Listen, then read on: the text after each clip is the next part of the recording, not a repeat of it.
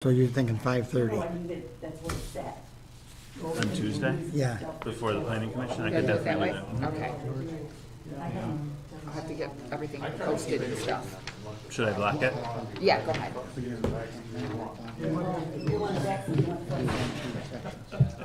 Instead of 4:32, instead of 4:29? We didn't say that today. I didn't talk to him about this I project. didn't see this number. Oh, Being yeah, put over here. really interesting. Oh, well. But, what the hell?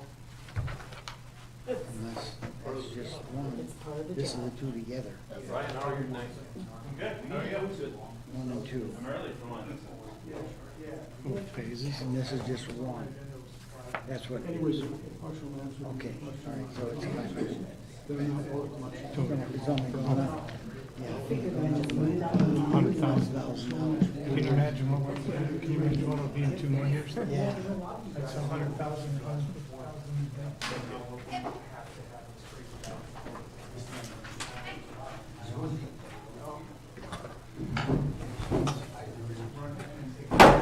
All right, we're gonna call the meeting to order, which actually it's a minute after 6, according to the clock, so. We have a roll call? Ms. Howe? Yes. Ms. Butler-Challenger here. Mr. Wisswasser? Here. Mr. Almarigi? Here. Mr. Benzi? Yes. Mr. Funes-Bliss? Here. Mr. Rosecrans? Here. Thank you. All right, item 2, which is the civil reflections, meaning that we'll have a pledge of allegiance, and then after the pledge of allegiance, a moment of silence. I pledge allegiance to the flag of the United States of America and to the republic for which it stands, one nation, under God, indivisible, with liberty and justice for all.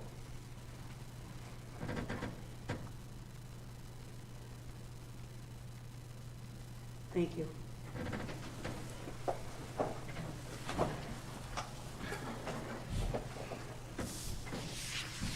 Okay, we have approval of the agenda.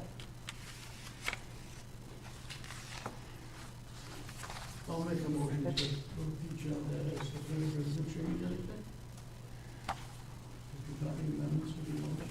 Yeah, the only thing I was looking at was clarification, not change. So I don't know, I was gonna ask you guys, because you've been here longer than I have, if you have a clarification, do you take it off, just for clarification, or do you just accept it as is, and then clarification later?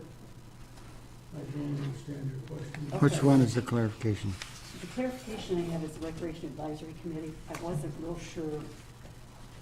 That's a new committee that was started. It wasn't the contents so much. Well, yeah, the contents is what I was questioning.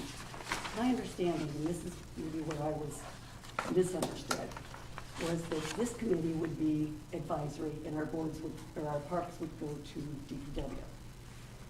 Does that sound right? No. Okay, help me out. What's, I think the appropriate role is to pull these minutes and Okay. place them elsewhere on the agenda. that's, then I would move to pull the Recreation Advisory. We have a motion on the table. No, I'll withdraw the motion. That's why I asked. Okay, yeah, that's, because it'd be the Recreation Advisory Committee and move it to,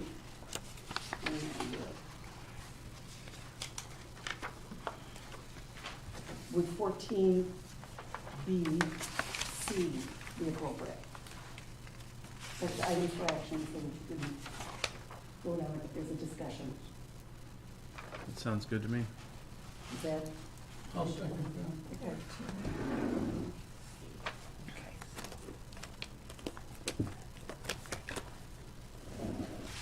So your motion is again, I'll make a motion to approve the agenda as amended. a second. Second?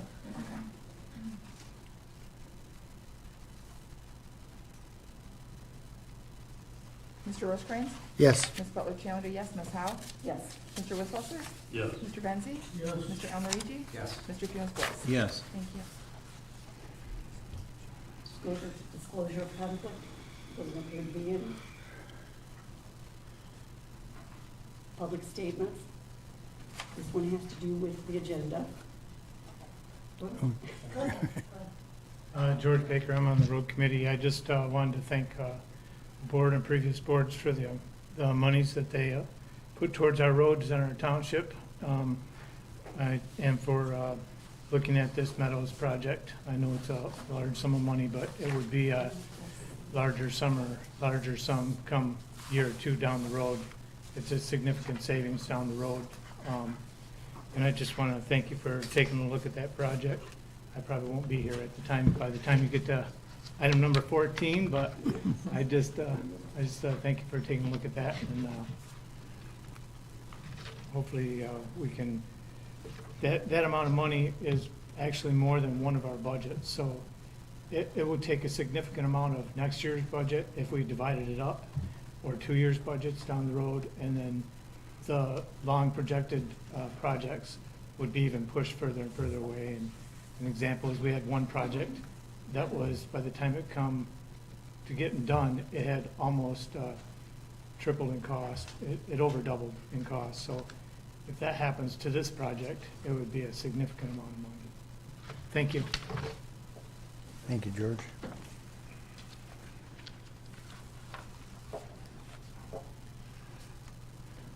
Meg Ritchie, Outer Drive, and I think you all know what part of the agenda I'm here about.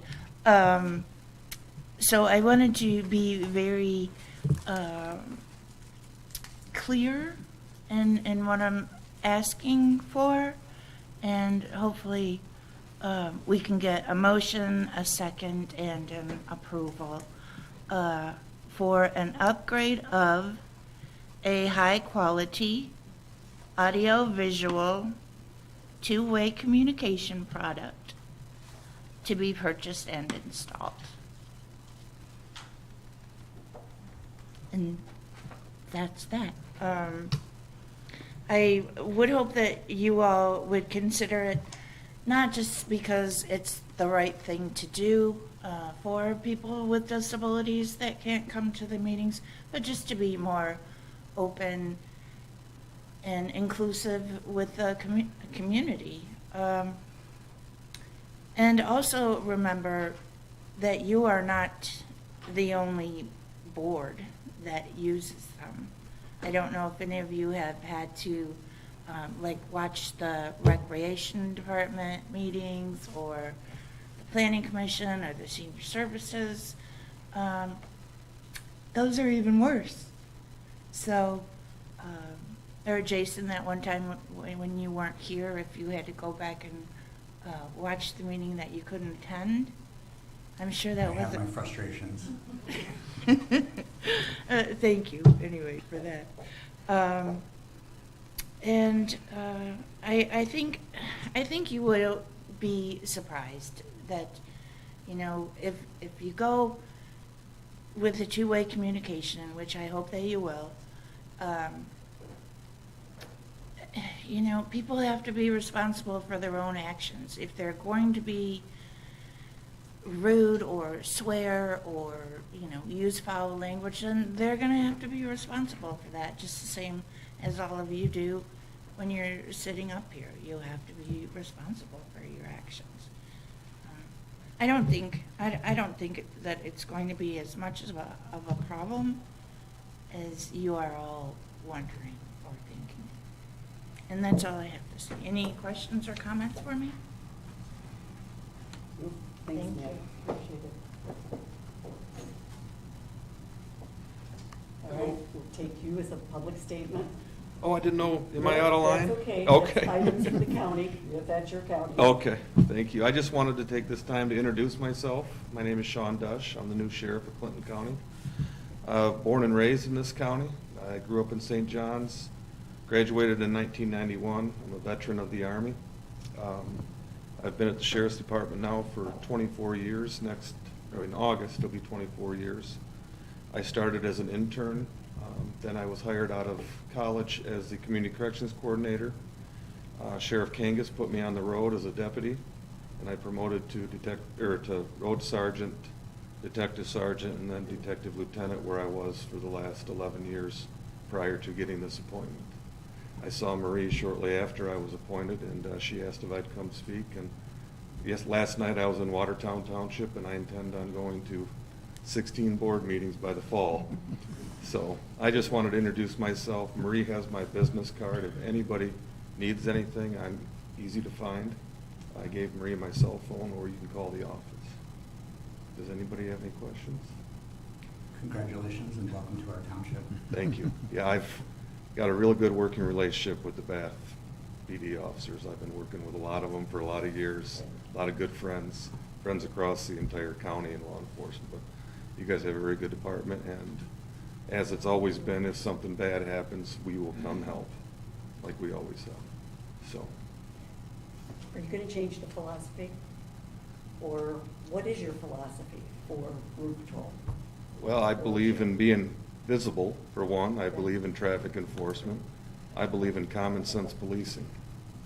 Okay, I don't believe that there's certain people that get our attention, whether they're locals or not, and if they get our attention because they're criminals, we will target them, and we will do what we can to hold them accountable. But I believe in taking care of your local people and protecting the public. So,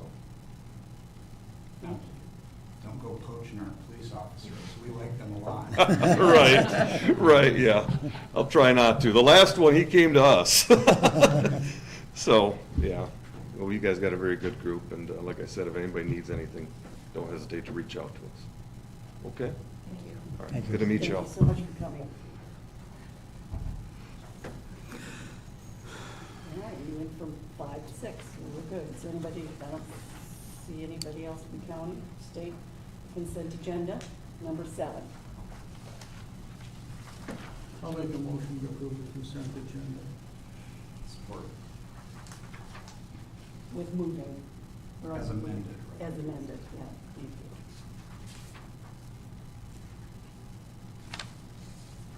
Ms. Butler Challenger, yes. Ms. Howe? Yes. Mr. Wisswasser? Yes. Mr. Benzi? Yes. Mr. Almarigi? Yes. Mr. Funes-Bliss? Yes. Mr. Rosecrans? Yes. Thank you. All right, item 8 is the approval of the minutes for the Board of Trustee meeting on June 6th is here.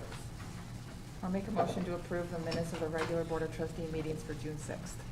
Second. Ms. Howe? Yes. Mr. Wisswasser? Yes. Mr. Benzi? Yes. Mr. Almarigi? Yes. Mr. Funes-Bliss? Yes. Mr. Rosecrans? Yes. Ms. Butler Challenger, yes. Okay, item 9 is the approval of the vouchers. Move approval of the vouchers as presented. Second. Mr. Wisswasser? Yes. Mr. Benzi? Yes. Mr. Almarigi? Yes. Mr. Funes-Bliss? Yes. Mr. Rosecrans? Yes. Ms. Butler Challenger, yes. Ms. Howe? Yes. I haven't seen that. Yes. Okay, thank you. All right, item 10, treasury report. Appears there's no attachment. No, there isn't, but I do have some stuff to talk about. Okay.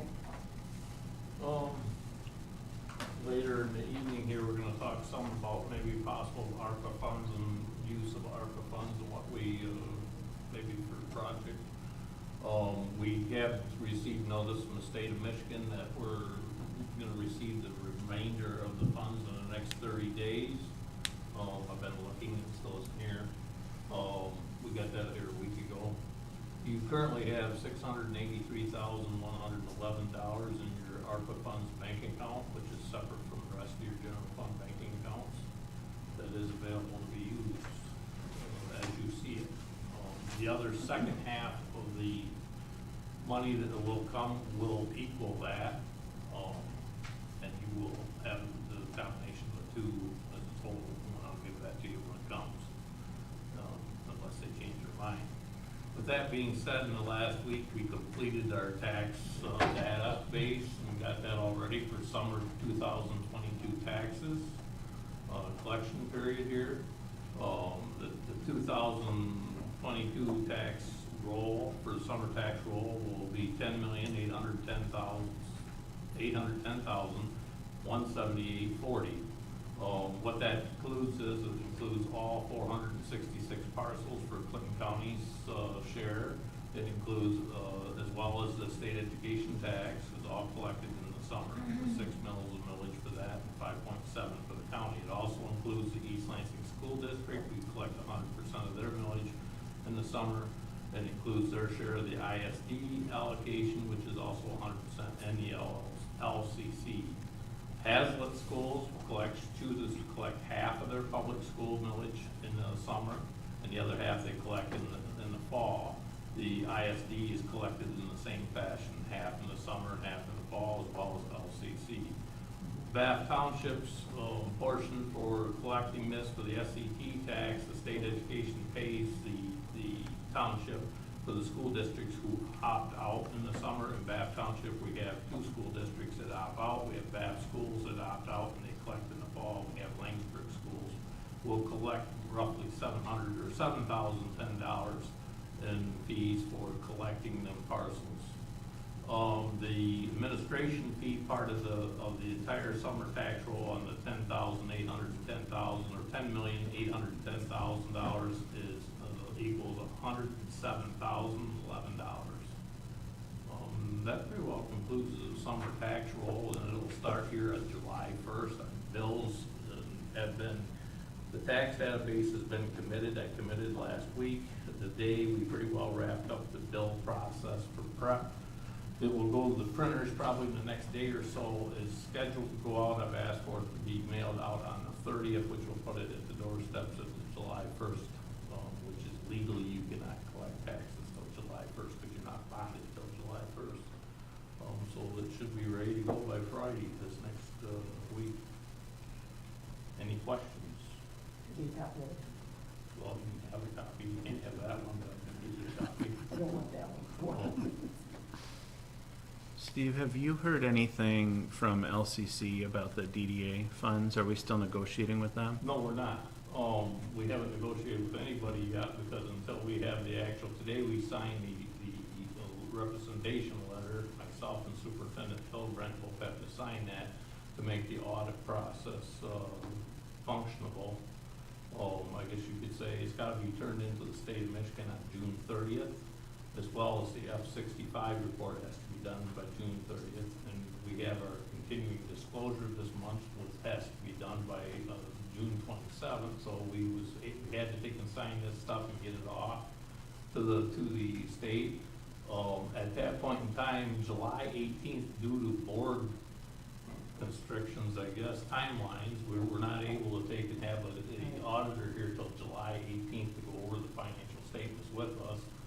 And we talked with our accountants about this last week when they were here doing some other work.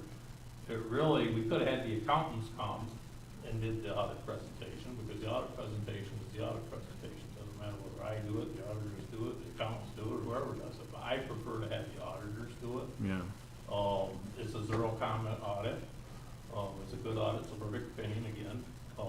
And so I prefer to have the auditors do it. But we needed to have this done with the timelines, and we ran into this last year, I believe, because of COVID. We didn't get things done until about I think it was August. August 2nd. You have to, every time you do that, you have to file for an extension. And that takes people and time and whatnot to do that. There's no need to have an extension on a perfect opinion audit.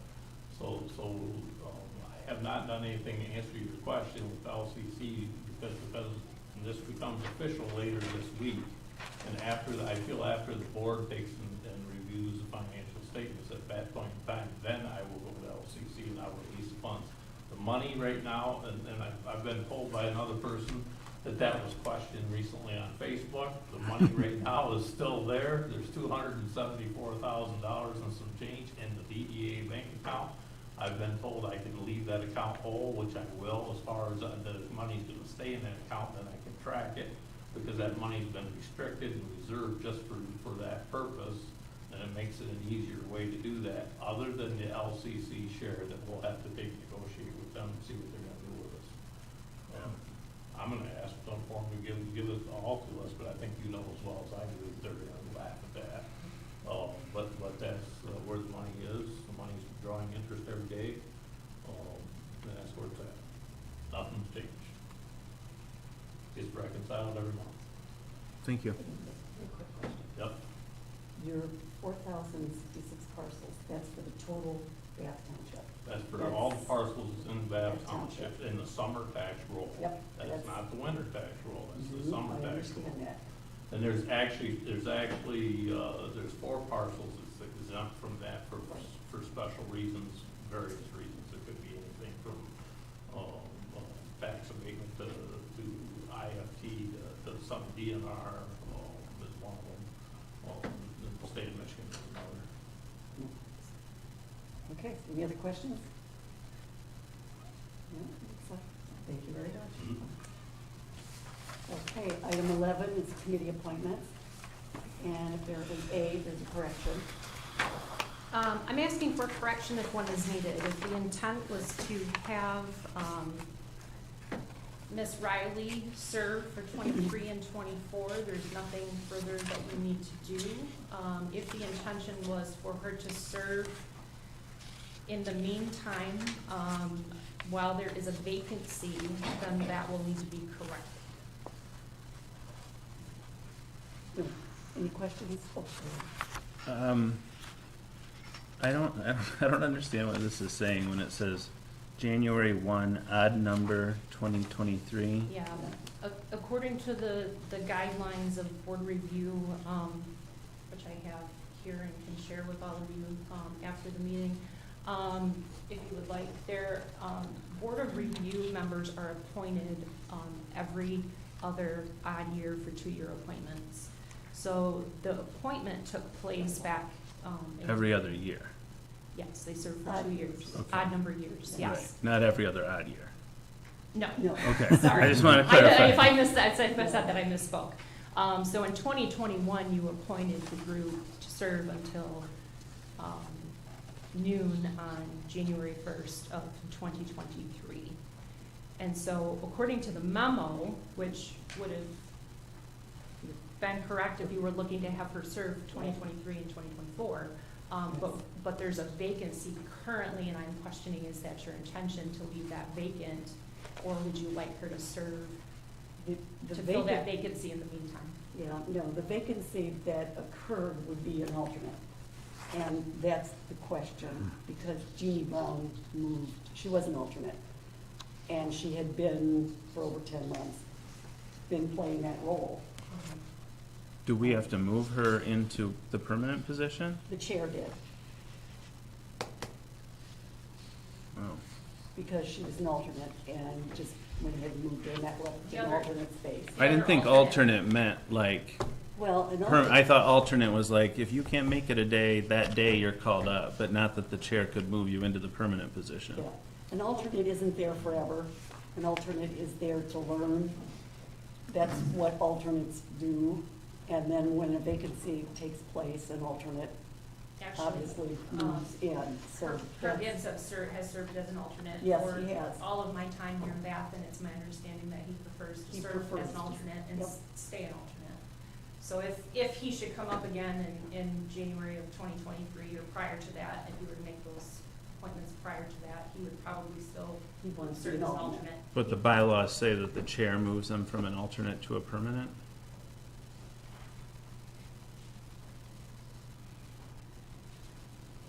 I don't know the question to that, and I would have to look to see if that's accurate.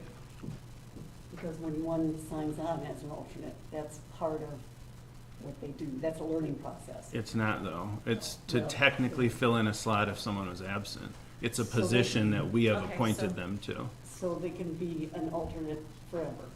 Okay. So the alternate, my understanding, and this is based on ZBA, is that alternates are a specific position that we They make an are appointment specific. into. And then if they want Yeah. to be promoted to a regular status, then we have to make that decision. Okay. The one question I do have about this is this particular person, is this person the community or the residents appointee for that committee? What do you mean a resident appointee? So according to state statutes, at least one resident in the facility should be serving on that board. That's correct. And my You question already is. have Housing. housing commission. Yeah. No, that's my fault. I I can I knew what lead you were board review. Yeah. But they're all residents, so we cover all. And your taxes are good. The taxes are good. The question, and this, I guess, is what we have to to determine is whether Ms. Riley, who does have a background, a financial background, but she has no experience with board review. In July and December of this year, your board will be meeting. So 2022, you'll meet in July and meet in December. That's by law, that's a statutory requirement. That's why it was important, and you're correct, with that timing, that it's an odd year, that, they appoint. I would have to question statutorily She's got the whether or not. guide right in front of I was her. gonna say, because I've got it back in my office. You would question. No, he was. Trustee was questioning, you had apparently. It says here that under Public Act 143 of 2006, townships may appoint up to 2 alternate members to the Board of Review with identical terms of office as regular Board of Review members. Alternates can be used anytime a regular member is not present or when a member must excuse him or herself from a decision due to a conflict of interest. So they don't become regular members. Doesn't really say one way or another. And that's why, from my point of view, I look at an alternate as someone who sits there and learns. And yes, they do fill in when they need to be, but they spend a lot of years as an alternate figuring things out and learning it. And Ms. Brown was really good at what she was doing, and she did fill in for over 10 months. She's been filling in. Yeah, I'm not arguing her, Oh, no, her I position. I understand. think we probably should take action to make that a permanent change, but then that would affect whether we want to appoint Ms. Riley to Yes. which place. Yeah, that's exactly right, whether or not she's an alternate or whether or not she's a member. And I always referenced as an alternate because the members, that was a full board with Ms. Brown filling in. So you all have to make a decision. So if we were to move whether we- Janine into the permanent position, that would create a vacancy in the alternate, Which is, and that's it for vacancies. yes, that would be a full board. On that board, yes. Okay.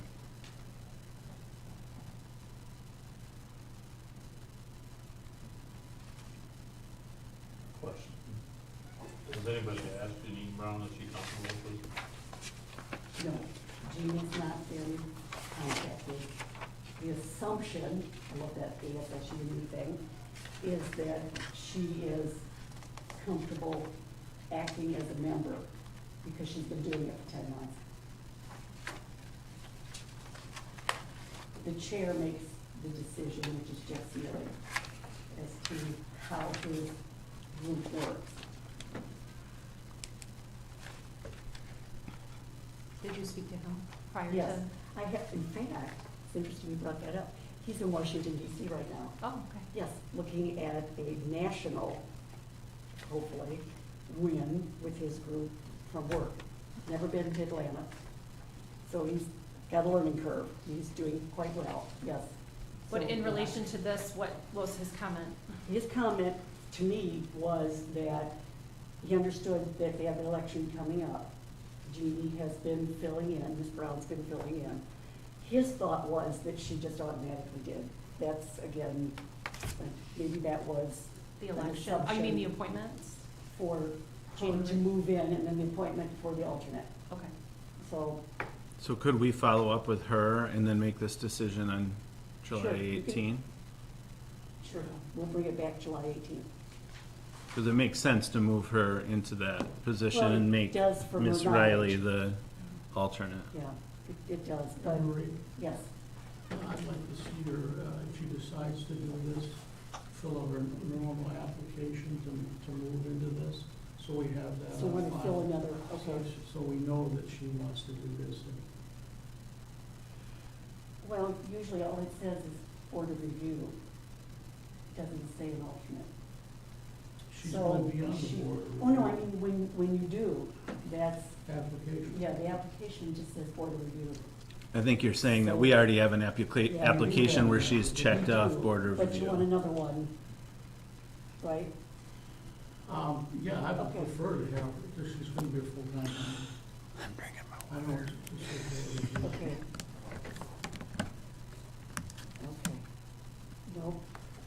then she can just put down full-time member. Okay, nope, July 18th it is. Do we need to vote on the correction? Or should that be? You moved, wait until she's- you moved it. No, that's, Because whatever Janine says will change or not change what we're gonna do here.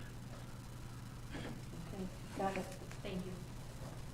Okay, I also have a recommendation for the planning commission, and yes, an application was sent to the chair. I have not heard back from him. Now, whether you have or not, I don't know. I have not. So, I don't know. This is Mr. Dustin Gruba. You did it right the last time. He always kind of laughs at that. And I have talked with him a couple different times. So, it's kind of up to you. So tell us more about him, what kind of skill Well, sets he brings into, The only thing that I know is what's in the application. So he's very easy to talk to. So when it comes to being able to eloquently respond, that he does, I think he can handle that without too much of a problem. He is a business person. He has started a new business. Have you read his? It says, he has a high school diploma, he's wanting to get involved in the community to make a better place. He actually had 3 places.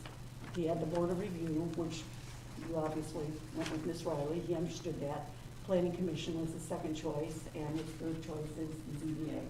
So, you know, whatever you decide. He said, my wife and son and I just moved here from St. John's in December of 2021. So he's looking to jump in with both feet.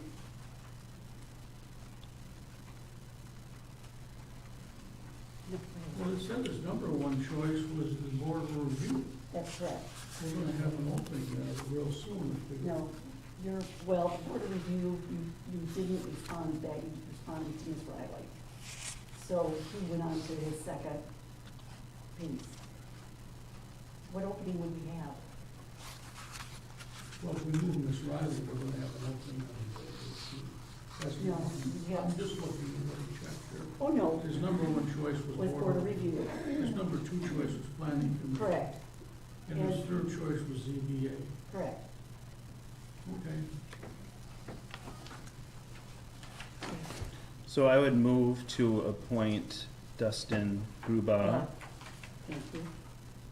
to replace Joel Gutsky's vacated position, That's which correct. expired in December 2021, for a new term ending December 31st, 2024.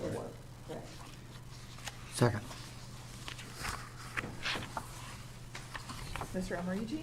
No. Mr. Funes-West? Yes. Mr. Rosecrans? Yes. Ms. Butler Challenger, yes. Ms. Howe? Yes. Mr. Wisswasser? Yes. Mr. Benzie? Yes. Thank you. That takes us to item 12. Thank you very much, by the way, for both those discussions. Township committee reports, doesn't seem to be any unfinished business. We don't have any for items for discussion, but we do have a long laundry list for items of action. And we have a second reading for the assault and battery. Yes. Thank you. As you recall, Chief Lindemuller was here at our last meeting on June 6th and introduced to you ordinance 28.10 for assault and battery. If there are additional questions on that he did not answer during the first meeting, I will do my best to help you. And if not, action would be appreciated. I want to make sure that I'm understanding, and that's moving this from, or not moving it, but copying it from state law to our local ordinance, or our local law. It's adding it to our local ordinances, yes. Yep. Okay. I'd move approval of the second reading and adoption of ordinance 28.10 as presented. Second. Mr. Funes-West? Yes. Mr. Rosecrans? Yes. Ms. Butler Challenger? Ms. Howe? Yes. Mr. Wisswasser? Yes. Mr. Benzie? Yes. Mr. Almarigi? Yes. Thank you. You're on.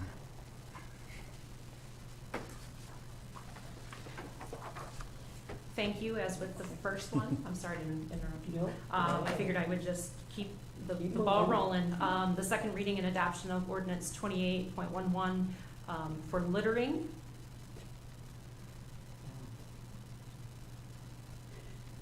I want to make sure I'm understanding. This does put a smile on my face, because basically this is updating the fine, correct? That's correct. Okay. Move approval of the second reading and adoption of ordinance 28.11 as presented. Second. Mr. Rosecrans? Yes. Ms. Butler Challenger, yes. Ms. Howe? Yes. Mr. Wisswasser? Yes. Mr. Benzi? Yes. Mr. Almarigi? Yes. Mr. Funes-Bliss? Yes. Thank you. Thank you. And for the second reading and adoption of ordinance 28.12 for retail fraud.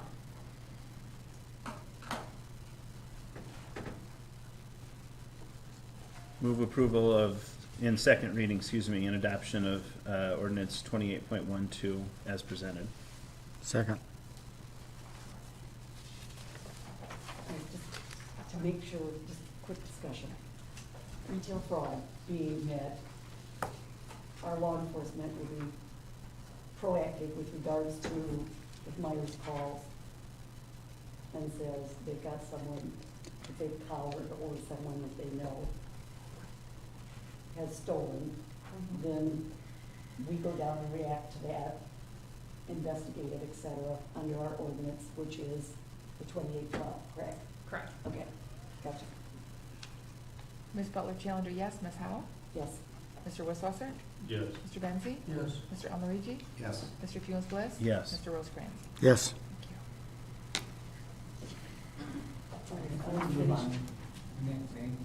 You I'd like go to right ask- ahead.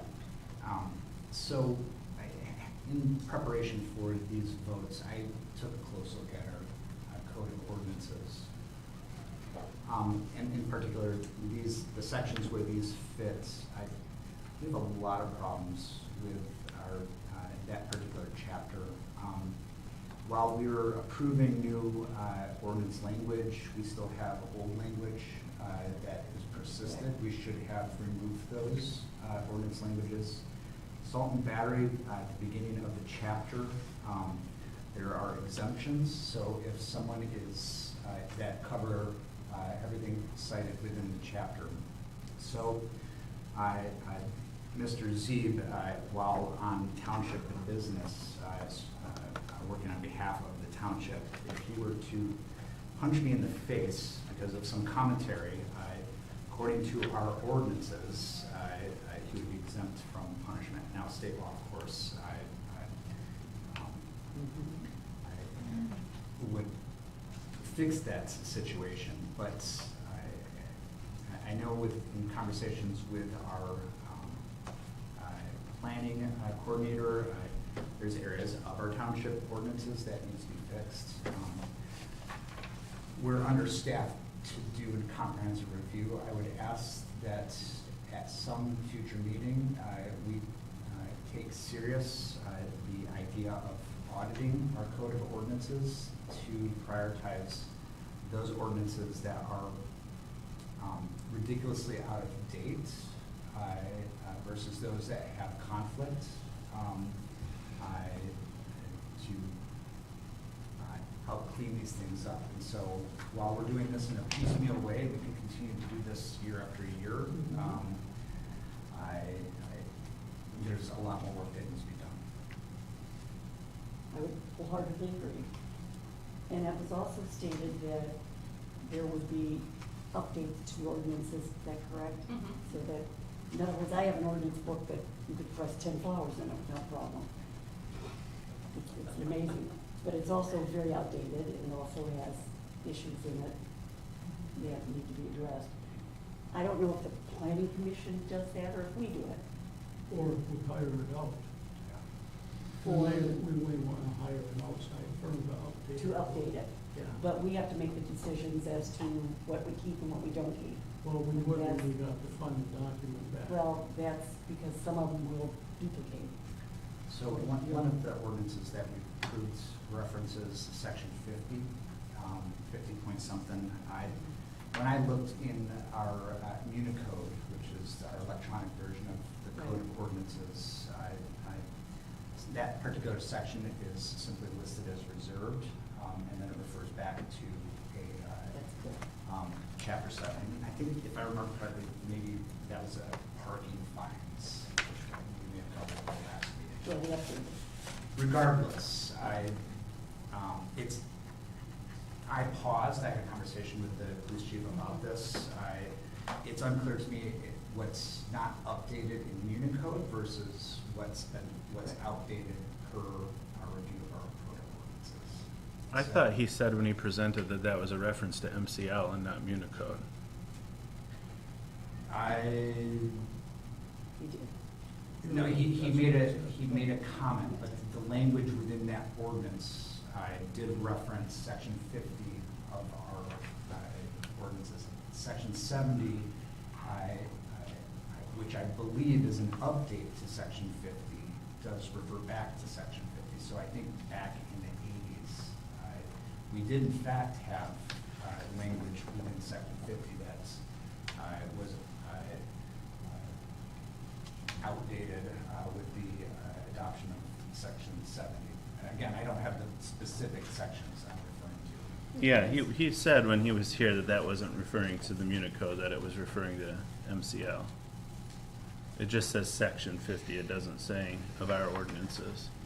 Which needs to be clarified. Okay. All right, any other? Okay. I don't know if we're looking at a date to do this, or if you're looking at time frame within the updates that need to be done. I would recommend that. Unicode is currently working on the most recent codification, which only adds to the confusion. Right. So different sections of different staff work with different vendors. These drafts were drafted by legal counsel used by the police department, which is David Rebor, who handles our criminal activity on behalf of the police department. Some of this is handled by Beatty Schultz, which deals in a lot of the planning and zoning that we do here at the township. So I think there would be several different vendors. I don't know that one vendor would look and overhaul the whole thing, but I will sit with staff and I can talk about bringing back estimates of the budgeting process or separately to do a as a whole review and update. You're talking about starting at one and working through it. I'm talking about gathering the Okay. different areas of staff that have No, that's dealt what I with mean, this, but yeah. that's what you're talking about when you update Yeah. it, is start at one and work your way Yeah, through it's it. possible that Unicode offers a service, I'm unsure about that, but I will pursue the, different options and speak with staff and see So if we're we can looking bring at back probably, what, 6 months, a year? probably part of the budget process, and then would 6 months start or a the year. review in the new budget year. Of 2023 or Correct. 2024? Okay. When you budget, you're gonna be budgeting for 2023. I think that's a reasonable timeline, considering the complexity of the task and identifying someone who would The have book's only, what, expertise. that thick? Oh, God, yeah. It sits on my chair. They got a chair with 4 legs. Okay. Thank you. Let me see, okay.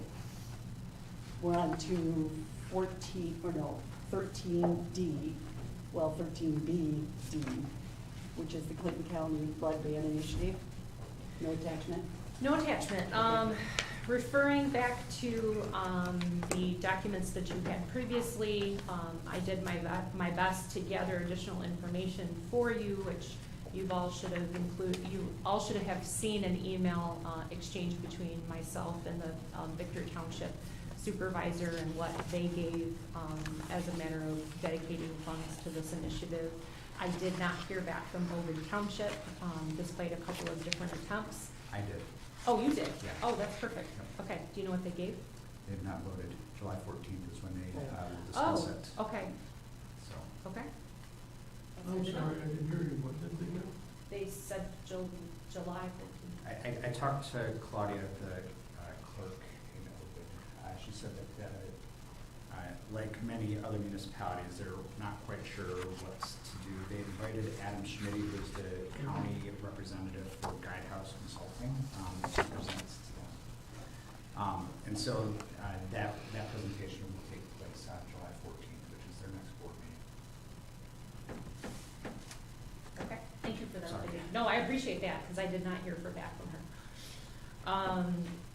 We had the previous information available to us in the Guidehouse presentations. I know that we're here tonight to have another conversation, and I know that there are probably different ideas or calculations of how we should approach this. So I wanted to leave it as open as possible for that conversation to occur.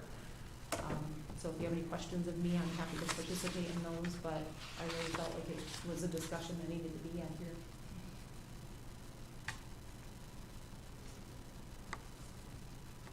So where does that leave us?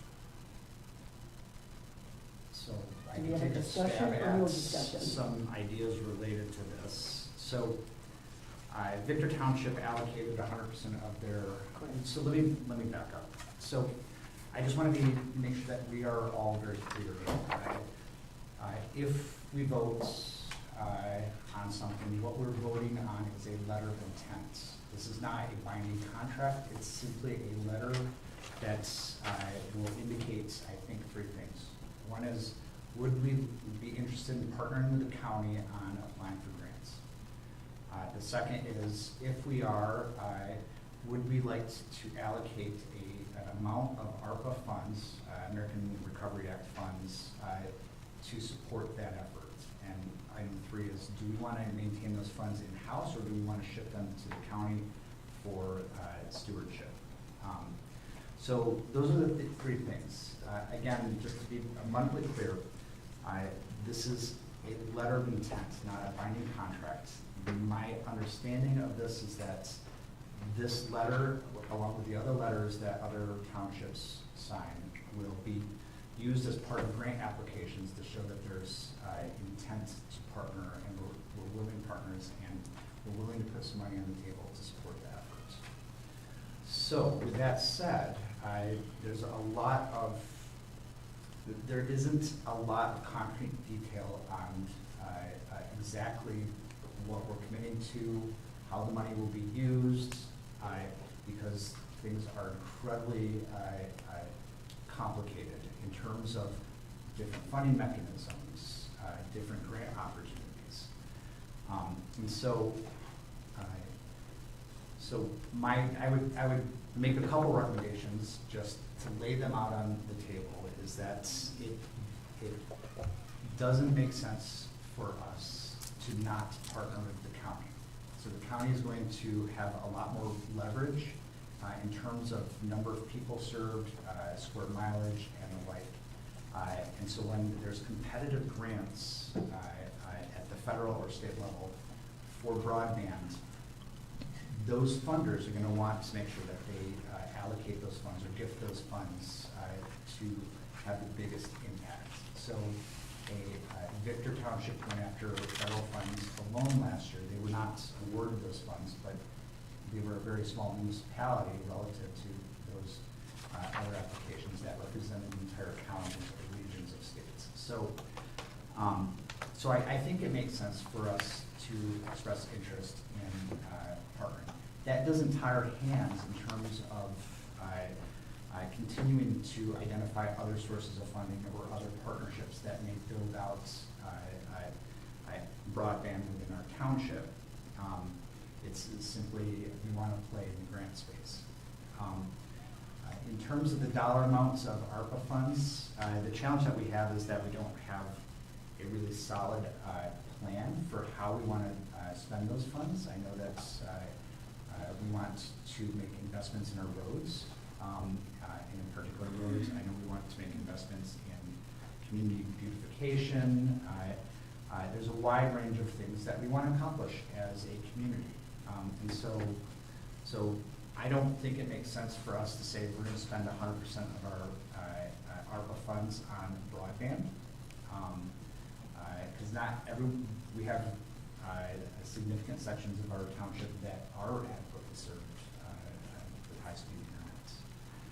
So then the question remains, how do we make a decision on, yeah, I mean, if we can get past the first question, are we gonna play with the county? I think it's a foregone conclusion with this particular board and our treasurer that we would simply shift the money to the county for them to hold on to. So I'm pretty sure that third item would be that we'll maintain the money in-house, at least until which point we hear from the county that there's an advantage that we may receive, which may be scales of economy or leverage in terms of contracting with providers. So to clarify that, you're saying that we would make the direct payments, we would hold the funds, in your I'm opinion? anticipating that this Okay. board would prefer to hold on to the funds rather than let the county spend other funds. Okay. And so, and again, that's an assumption that I may be wrong on, so I'll own that if I, so then, I will stop my dialogue and monologue here. You're on a roll. So then the question is, how much do we want to allocate? So we know that for what the county has put together, we're being lumped in with two other townships, Ovid and Victor. We know that Ovid has yet to make a decision, and we know that Victor has already made a decision. So, did I say Ovid twice? Victor has. No, you said Victor. Okay. So Victor has decided to allocate 100% of their ARPA funds to this letter of intent. Again, there's a difference between actual spending versus what they're committing for a letter of intent. So we have a little bit of information, but we don't have a lot. So in a conversation, are there any questions up until this point? Because I will want to talk more about some ways that we can think about this. I think Joe had his hand up. Can I put you out of your misery, maybe? No. Well, that's one way to really. do it. I've been looking at this like everybody else for quite a while, and the big issue is, how much money are we gonna put in, okay? And out of the three players, we're one of the biggest players on the block, okay? So if I don't have the number in front of me on what Victor is gonna put in, but I believe it was $300,000 plus. 368. 356, okay? 368, 538. 368? Yeah, around, that's 368. Okay, so if they're gonna go, here it is. Now I gotta put on my glasses. Got always something here. Okay, 368, all right. So if we match that, we're gonna put in 368. And if we match what Ovid puts in addition to the 368, that will leave us a balance of some of those funds for us to reinvest locally. And we will match both of the townships in value. And it is, I think it's a good way of doing this, okay? Which is $601,635. Yeah, we would match If you that. combine Yeah. the two. So they'll put in that number, we'll match their number, and we'll send it up to the county with the understanding that this is a letter of intent. All the players here have a chance to change these numbers. But I think that's a good starting point. It allows us to get in and get a seat at the table and see where this goes. Okay? It's just a suggestion, just a starting point. Thank you. No, I think that's, I have a question. The $20,000 that we've already spent with the lobbying firm, where does that leave us for Bath Township? Is that just gone? That's That a was supposed to be separate, So No, that's it's not separate. yeah, Thank it's a you. separate allocation. Well, they were looking at broadband. Right, I'm This just committee saying was. that amount of money has nothing to do with this Well, amount of money. It does, because we're spending, we already spent it, correct? May I So I'm discuss just- this because this has been brought up several Several times on times. social media, it's been brought up Oh. to this board, and I mean, I'm. I know, with all respect, Supervisor, let me clarify. Oh, no, I appreciate it, because that's something that has to do with what we're looking to spend, if we're gonna go with them. It's not ARPA money, though. No, well, it may not be ARPA money, but we've spent it for the survey directed at broadband, and that's what I'm afraid I didn't know it was on social media, so if I'm repeating myself or No, that no, issue. no, it's, there are people that are, in fact, I got to meet my, person I'm running against for the, I've never met her. very interesting conversation. So let me clarify. So let's go back about 15 months when this board approved the formation of a task force Okay, to look at broadband. And so we made that commitment, and I helped support that task force. Our planner, Nick Tafowski, helped support that. Taylor helped support that. We identified and recruited about 15 community members who spent a lot of time thinking about broadband. And after many months, we came to a point where there was a pause. So in all those discussions, what we learned, and so we had a government relations subgroup of that task force. We had a community outreach, which was a survey, community survey subcommittee, and then we had, I forget what the third one was. It was, I think it was business. I'm sorry? Infrastructure. So we had people who understood IT and IT infrastructure, people who understood government relations, and people who understood communities. So through that process, we received a series of recommendations. One of those recommendations was to conduct a survey. That was one of the first discussions right off the bat, and so we made that commitment. In further discussions of that, because the intent was that we're going to go after grant funds, or that we knew that we as a township could not pay for what we want in broadband in our community alone.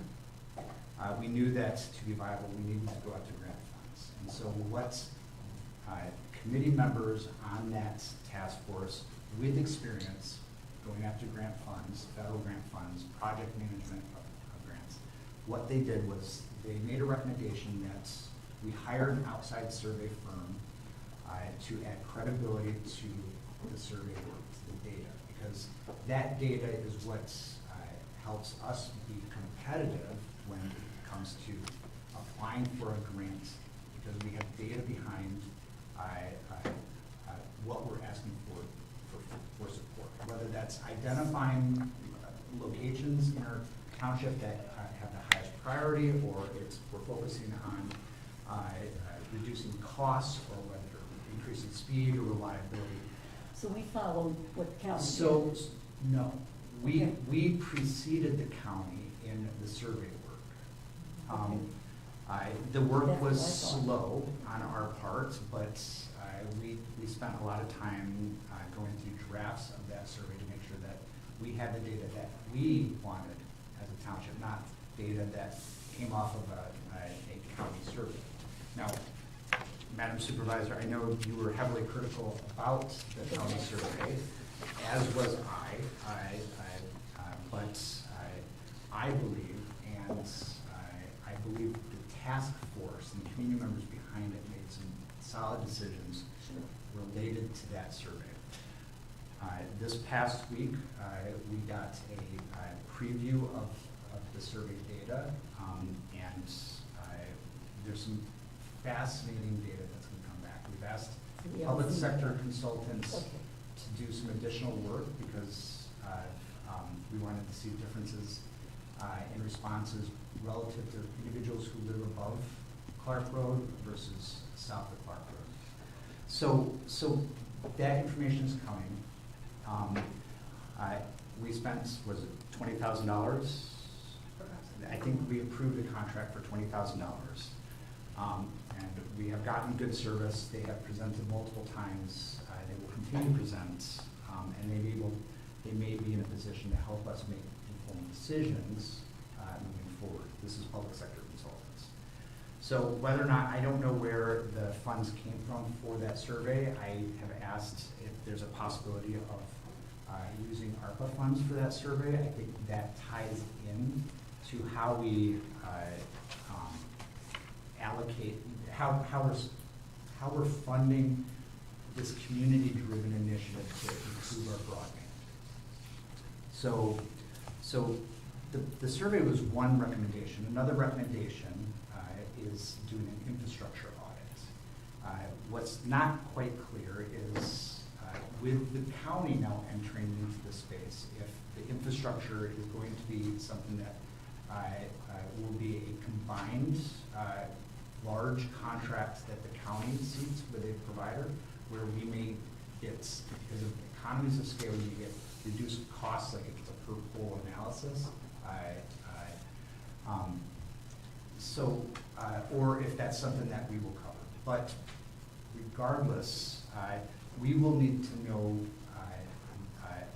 the state of the infrastructure that would support our broadband, whether it's we can string fiber on telephone poles, or whether we need to bury it, whether fiber isn't even an option in some of the most sparsely populated parts of our township, and we can an LTE Wi-Fi cellular broadband might be better suited.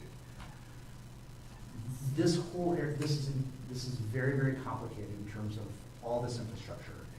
Looking at the county slide deck, there's not a lot of details because they're not quite sure how this is going to play out.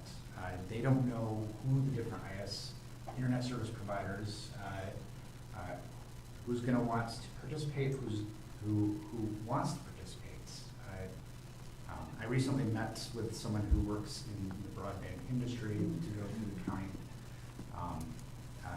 slide deck. One of the things that this individual identified was among the internet service providers listed as potential partners, where's WOW? What we know is WOW is our largest provider in the township, at least in the southern parts. So there's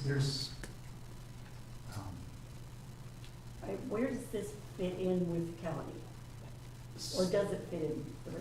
Are we looking at we have different? we have two efforts. So one effort is we as a township are doing our own work to understand what our needs are. So that's, we're confident that we'll identify the solutions that meet our. Is there an interest in hearing more? Well, all I'm interested in is how does that parallel with the county? Because if we're spending ARPA funds, and we have to make a determination as to the dollar amount, and I like the concept of the fee or the match, but I don't know where that leaves that township's task force on broadband. So are they running parallel to each? Because it sounds like you're describing exactly the same thing. The process that the county was going through and what Smitty wanted to do with how he's got the funds and the grants and et cetera. So I'm not real sure where that leaves. We're dealing with two different entities who want to reach the same goal. So, yes. The county has a larger purview, meaning they're focusing on the needs of the county. Correct. Our focus is on Bath Township. So one of the things that may play out is that the county, we play with the county, so does Victor, so does all the other townships. There is, the county is awarded a large federal grant for $12 million, just throwing out a random number. Sure. Then the question is, how is the work prioritized? Where does the work begin? Where does the work end? What kind of infrastructure is built in some parts of the county versus in other parts of the county? If the county's focus is on getting internet to the most rural northern parts of our county, perhaps what they'll do is build out trunk lines through Bath to get north, and then build out the last mile of network in Ovid, in, again, those most northern counties. So in that regard, we would want to be well-positioned to advocate on our behalf, or at least be in a position where we have information where we know that we can supplement the county's plans to ensure that we meet the needs of our community as soon as possible. So while it does look like there's two separate but parallel efforts, there's subtle nuance to the perspectives of both. And what we're trying to do with having a township-focused task force is to make sure that we do exactly what we need. Okay, so they're gonna monitor what's happening. If we're looking at going to the county, so our broadband committee will monitor what the county's going to do for Bath Township. I hope so. I hope Okay, we no, that's- also monitor it as a board. Well, that's what I'm kind of, The Well, fiduciary is it, yeah. Yes, it is. I think for me, the frustrating part is the county guidehouse is only really concerned Clark Road North Some areas. and some others on the east side. The rural Okay. areas to the east. to the east. Yes. So as a whole, they're not representing, Bath they're not Township. representing all of Bath Township. Correct. But our board or our broadband There is representing all of that. are different needs in different parts of our township, in part because there's different providers and different providers provide different types of internet service. So the county knows that we've got different thoughts in what we're doing, may infringe on what they're planning, or it may not. It sounds like I'm Ryan. s- Yes, just stand up shut. Karen, the numbers you gave us last meeting was that there's 687 homes and 28 ag parcels Correct. in that top northern And that's piece. strictly from Clark Road North to Victor Township. Now, there Right, may but be that doesn't, additional- that doesn't distinguish those with service and without service like the numbers in the presentation does, right? That's just strictly No, it does numbers? not. Our data might be more clear in that area, but. So if But we have that's just the number that 3,500 exists. homes in Yeah. the three the three townships that make up the east, if we add the residential and the agricultural parcels together, just for argument's sake, that's only 715 parcels in Bath Township that would get service, which is about 20% of the impact of, Of the total. Of that Because there's total. The population of those three put together is 18,752. yeah. So that is impactful to me in terms of how much money we would allocate that we're only getting 20% of the outcome. Which again, you're talking Clark Road North to Victor and Ovid, or just to Bath Township? Bath Township. Okay. Clark Road to To Upton, which which is is- Victor Township. that's the dividing line? Yeah. Okay, So there's, okay. In that, you're saying there are how many parcels? 3,500 that don't have No. fiber. no, that's That's a that lot. number's from the county. Yeah, that doesn't 715 sound- of Bath, are Baths. Right, it Okay. says right here, fiber services to the home, east, homes without fiber service, 3,500. No, homes without fiber service, 3,500. Homes without any service, 500. I know, Maybe I just said- said 3,500 I'm sorry. without fiber. But that's the three. That's the three, townships. right, That's and all. that's not the That's what I county. was asking. Right. I'm Right. saying that's the county provided number That's what I was asking. Oh, from their okay. survey. Okay. Okay. But what was their response rate? I mean, they didn't have that many people respond, did they? We talked about the survey. Yeah. The county had a variety of different sources of data. So they conducted a survey, they got something like 200 Bath residents, which I think may not actually be accurate. But they also did a financial analysis. So they pulled data from Ookla, the internet speed provider, which we can do as well. And then they conducted some economic analysis about economic losses because of lack of internet. So But does that have the number of homes without service, that data source? I believe that they are, I'm going to guess that they're pulling from Connected Nation for their estimates of served versus underserved versus not served in terms of households, which has a different source of data. But I don't know if they clarified that in their slide deck. No. And so the problem with Connected Nation is that they're operating off of 2018 data, or maybe it's 2020. It's old data. I mean, where I live, where I would 100% confidence say that at most anyone on my street gets 1.5 megs download speed. We're listed as getting at least 25 megs download speed. Now, that's a small little area, but it matters to people. And so,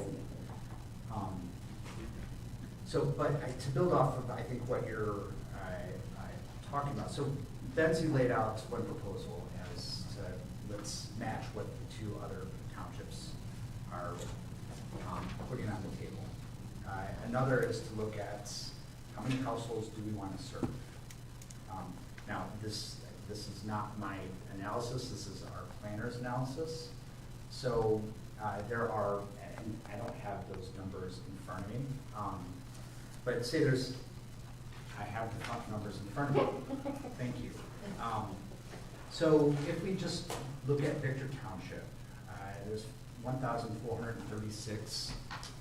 Meg, I'm standing closer to the microphone so people can hear me, and I really appreciate your comments earlier. So there's 1,436 households in Victor Township. If we just look at households in Bath Township, Yes. north of Clark, there's 757. So if we do the basic division of Victor Township's allocation of $368,538 and divide that by 1,436, that's about $256.64 per household that they're allocating. Now, they can't go higher than that because they don't have more ARPA funds. So if we were to match that same allocation, $256.64 per household for the 757 households in the northern part of our township, we're looking at $194,278 of that we would commit in ARPA funds to this effort. Now, we know that there's more households than that because as just a quick look, we looked at just everything north of Clark. Now, we also know that there are rural sections of our township to the east and south of Clark that should also be served. So we'd want to take that into consideration as well. Now, other things to consider is, and again, this is a quick stab at looking at data to help data tell us what to do. Victor Township has 36 square miles that they'd be serving, whereas north of Clark, it's 18 square miles in Bath. So we could look at what's the allocation per square mile. There's a lot of ways of looking at this. We could look at linear miles of road as an estimate. So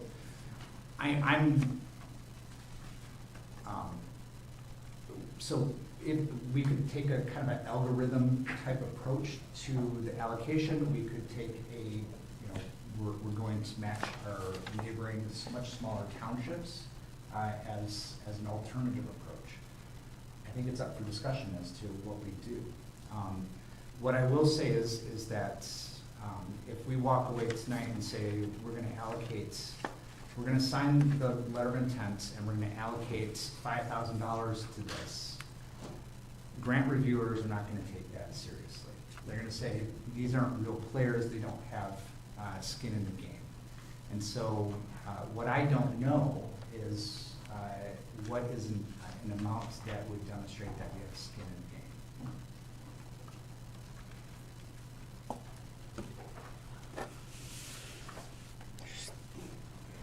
I wondered how long that would take. Okay, Darth? Yes, please. I'll do Jason, I'll pull my mic up here so you can hear me. I'm just picking. First thing we're gonna talk about, the $20,000 that you did for the initial survey, was a general fund contribution out of the general fund balance. If I'm not mistaken, if I am, I'll correct myself for the next meeting, I'll go look tomorrow. But it comes out of the capital projects leftover fund balance of what was in there. And that money is long since been there forever and ever. Actually, it reverts clear back to when they built the wall down here at the post office. That's how far back that money comes from. That's what that was, that we took that money and we used that money to do that with. That's number one. Number two, and I know I questioned this, and Jason has every right to not know where I'm at on this, because him and I haven't had an opportunity to talk much. But this part about who's gonna be the fiduciary of the money, if you're gonna send money up there, no matter what you're gonna send up there, I'm gonna caution you on sending, or hanging on to money in-house, because these are ARPA funds that you're dealing with. We took, if you remember right, we took our ARPA fund disbursement in two parts, so that we didn't have to, so we could avoid a single point audit with our auditors. These funds and this project, when you do this is gonna be another component. If you hold it in-house and you dole this thing out and pay Big Brother an hour at a time, or however you wanna do it, this will be audited. And you will have a single point audit in conjunction to be a component of our regular audit. And you will be audited for that. You'll be audited for the bookkeeping of this, of what the money is that's going to them. Versus, which costs money in dollars, versus if you take and you commit to this and you send the money and the funds to them, you make a one-time contribution. It's no different than what you do with LEAP or with the drug program with the county or any other program you do with the county. It's money that goes out and goes to the county, and they are responsible for it. It makes them responsible for the money, and they have to take and do what they need to do. Yes, ma'am. Can I ask, at what dollar point does that tip the scale to have a single point audit? My understanding is you've got to account for all these ARPA funds in that way. It has to be accounted for. It's $750,000. If you take and do this, and you do it a one-time thing, say, okay, we're gonna go into the federal grant system, it's gonna be, help me out, Jason, for the word I wanna use, it's gonna be executed by our county. We're gonna donate them $400,000 to this program as a one-time grant proceeds, then you're done. Township. They're gonna note it in your financial statements at the end of the year, but you aren't gonna have any other paperwork that's gonna go along with that. Now, for the other close to $1 million you're gonna have left, if you used to do that, I'm just throwing these numbers out there, you're still gonna be responsible for them, but you're gonna have to play the same game. You're gonna have to take it to be very explicit of what you're doing with your ARPA funds and where they're going. So it's my opinion, after thinking about this, and like I said, Jason, I haven't had an opportunity to talk much about this, but I have looked into it a little bit. I feel that if you're gonna make a donation, whatever it's gonna be, I think you should put the burden of all this on the county, who's gonna be taking and working with these grants and doing that, and the accounting. I don't think you should hold this in-house. I think you should just, as a board, vote for it. We should make it, because we're still gonna have to make the transfer out of the ARPA fund general account number, which is a separate general account number where that funds is tracked from everything else, and it'll show it as an expense going out to the county. You're gonna have a few others too you're gonna make with these funds, but you're not just gonna sit around with the money forever and a day. You're gonna be doing other things. So that's the simplest way, in my opinion, to account for this.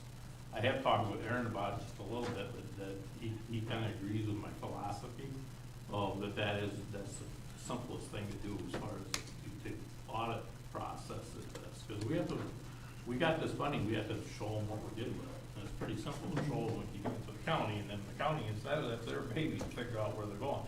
And if I read this right and heard what you said the last time, Karen, if this thing goes, the letter of intent goes south and they don't get any grants, our money comes back to us, or a percentage of it does.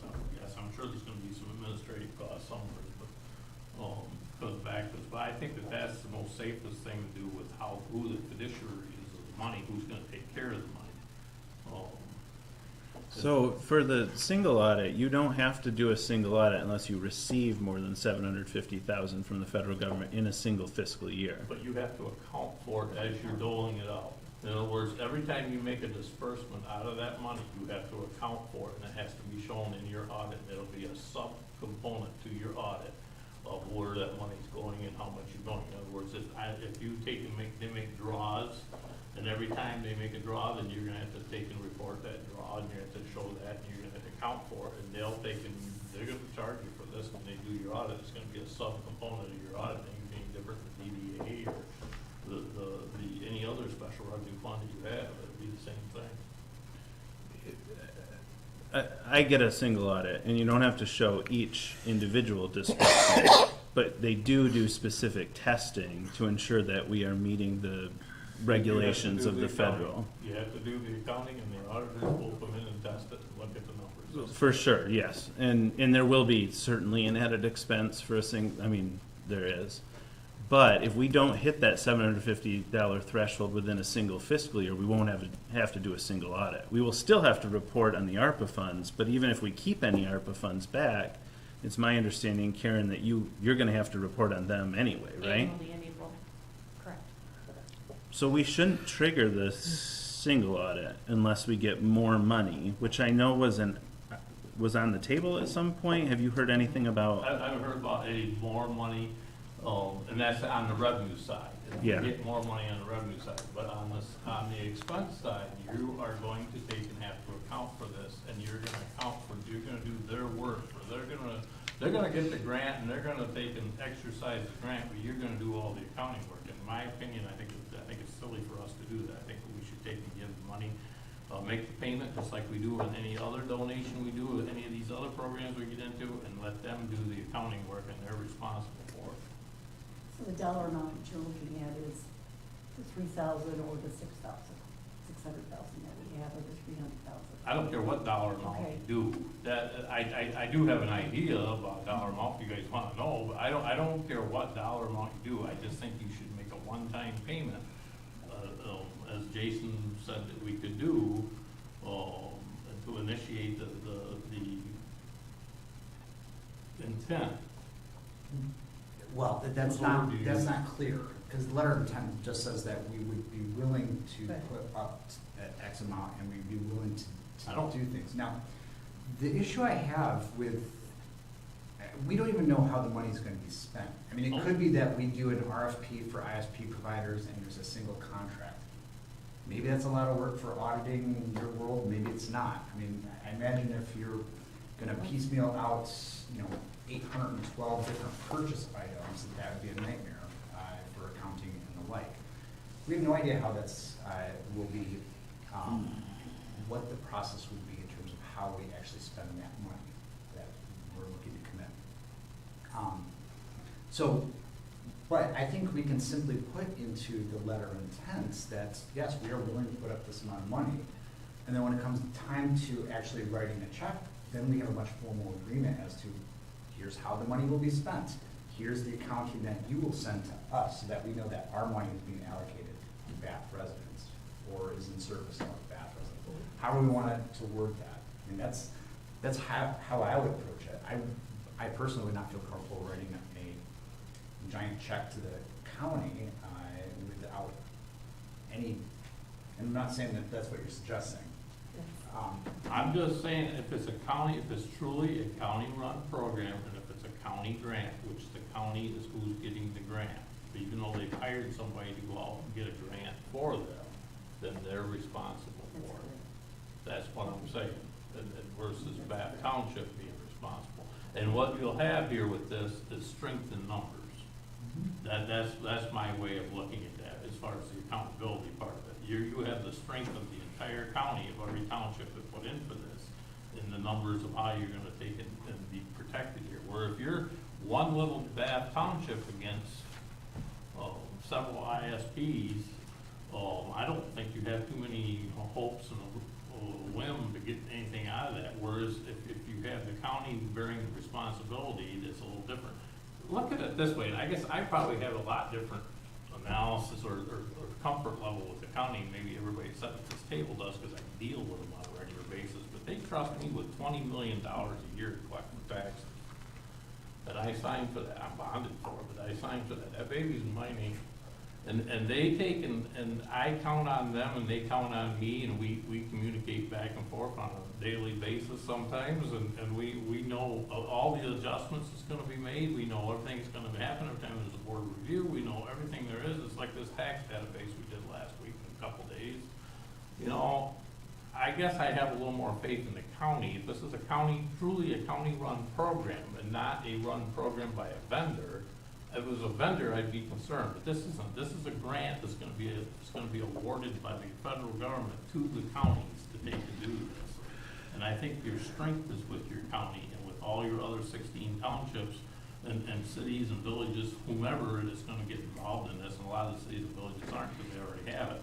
But I think your strength is in your numbers with our rural people, and frankly, honestly, I think of it as a Bath Township and as the second highest SEV in the county and everything else, I think we have a little bit of responsibility here to lead a little bit here, and show that we are serious about this. We don't have to send a check tomorrow. Well, if you vote on this, I ain't saying that. You can put whatever kind of litigation in there you want, whatever kind of we want in your RFP for how you're gonna take and do this, as far as what you're gonna get for your dollar. But I do think you do have a responsibility, and frankly, I trust my county the same as I trust everybody at this table. Just to confirm, single audit requirements, recipients and subrecipients that expend more than $750,000 in federal awards during their fiscal year will be subject to an audit under the Single Audit Act. Thank you. So, let me just. You're gonna do that. Yeah, I don't care what you say, you're gonna spend more than $750,000. If you do a road thing, if you do, because this money's here to spend, it's not here to, we didn't get this money to hang on to it, because you're gonna get penalized if you do. But I mean, this money is here to spend, so this is the right way to do that. It needs to go to the people to the north. And I think we have until the end of 2024. You write one check and you're done, and then you're over with that. But if you, and they have the fiduciary responsibility to have the audit, and they have to show that what they're doing with the money. Where if we're only giving them a few bucks at a time, guess what? We're in the same boat as they are. We have a little responsibility there that may not be good to have. If it goes south, I'd rather have it go south with the group of everybody that's involved versus buyers, with just Bath Township being. It's money that we got from the federal government, and it's not money that you went out and you collected from taxpayers of property owners of Bath Township. But in a sense, it really is. Everybody that sits in this room right here pays into the federal taxes dollars and whatnot, and that money goes to the federal government. So I mean, it is our money. So I think the best thing is to strengthen numbers with that part of it. I think it needs to go to the county and let them do that. So Steve, typically what I do, and I run a lot of fiduciary back-end grants for folks, is that once we get the grant, then we collect the partner dollars all in one lump sum still. I'm still required to do the financing and the reporting, not that we would like pay them, $10,000 at a time, but that we wouldn't send any money until the grant is in hand and we know what the grant is for. Part of my trouble, and I think this is what Jason's trying to say, is the presentation that they've given of 3 different sections, but it doesn't really outline, if we put in our money, that it would guarantee that this east section is getting any service. We might put in our money and this central section or the west section could get it, and then Bath Township residents get nothing out of the deal. If we at least hold the money until the grant is in hand or until we've agreed upon what we're doing, we have a little bit more leverage. But I agree, we shouldn't be parsing it out dollar over dollar. That's way too much work, for you all who work in-house here. That's silly. But paying it out in one lump sum once we've agreed that this is going to be what we were trying to buy into is what I would recommend. I think your attorney, trustee Bentley said at the last meeting, that this thing, it was the way it was worded, he didn't like it, and he'd like to have the attorney review the document and have him word it as far as what our message is gonna be back to him. I think we need to have that written, and our attorney have it written so that we can take and determine that, and so we have a little more say about that, whether the east or the what do you call it, the middle? It's central and The west central and is what west. they've divided. Whether or not, You were on these sides. whether we're gonna get it or who's gonna get the money, but I think that, if I'm not mistaken, from what I read, I think more or less, it says that in so many words. All right, hang on a second. Joe, did you have something that you wanted to say, or you said? No, I appreciate all the conversation, but really, we're all over the marketplace here. All we're trying to do is come up with a letter of commitment here as to what we might fund on this grant. Okay, and that's all we're trying to do tonight. We haven't been asked to write any checks to anybody. Okay, and that funding will come later, and there'll be more discussion on this.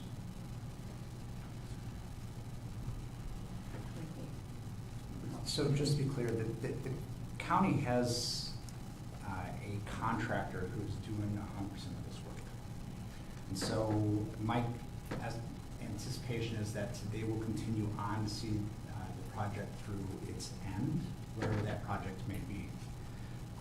Furthermore, the county hasn't even made a decision about how much they're going to allocate of their ARPA funds. And so I think you're right, Treasurer Wiswasser. I mean,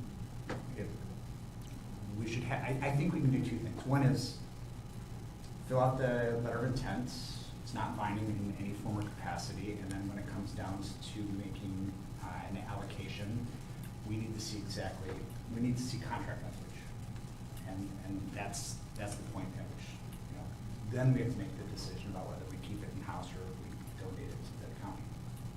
So what we're looking at to vote on is sending information to the attorney with regards to our letter of intent, or no? I mean, Okay. honestly, I think we can easily tweak the contract or the letter of intent to simply say, Bath Township is excited to partner with the county and neighboring municipalities on going after grant funds, whatever language.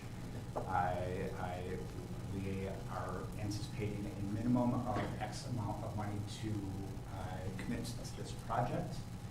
And we will be more than willing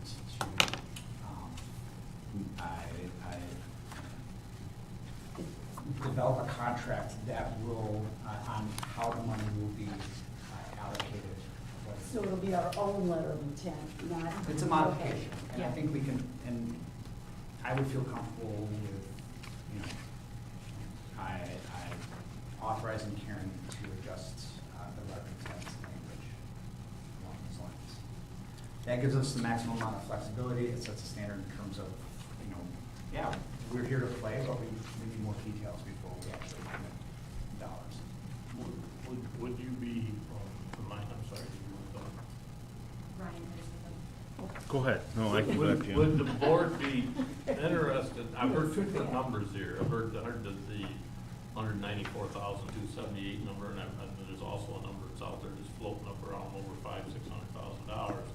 But let me ask you this, would the board be interested in tweaking their letter of intent just a little bit more to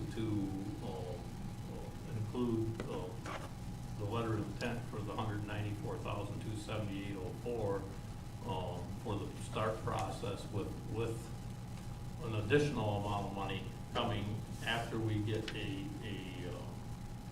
something from the people as far as whether the East region is going to be funded. Upon funding of the East region, we could take and guarantee them another 194,000. That would get us up close to where we would lead. That would lead with being a charter township, and it would give you some flexibility, and you'd know what you were. It gives them a good sign, like you said, Jason. People, a $5,000 donation is not going to get it, but that would give them a good intent to make sure to try to secure the East region so that we were guaranteed money, a guaranteed service. So but instead of throwing it all out there at once to them, offer them what we did with our number here with your formula you come up with, but then upon certification that they're gonna follow forward with the East region, that we would come with the other, another payment of the same Yeah, amount. that gets us to 388,000. That's what I was gonna say. 556. We'd be right there with Victor, and it would be a fair, equitable way to do things.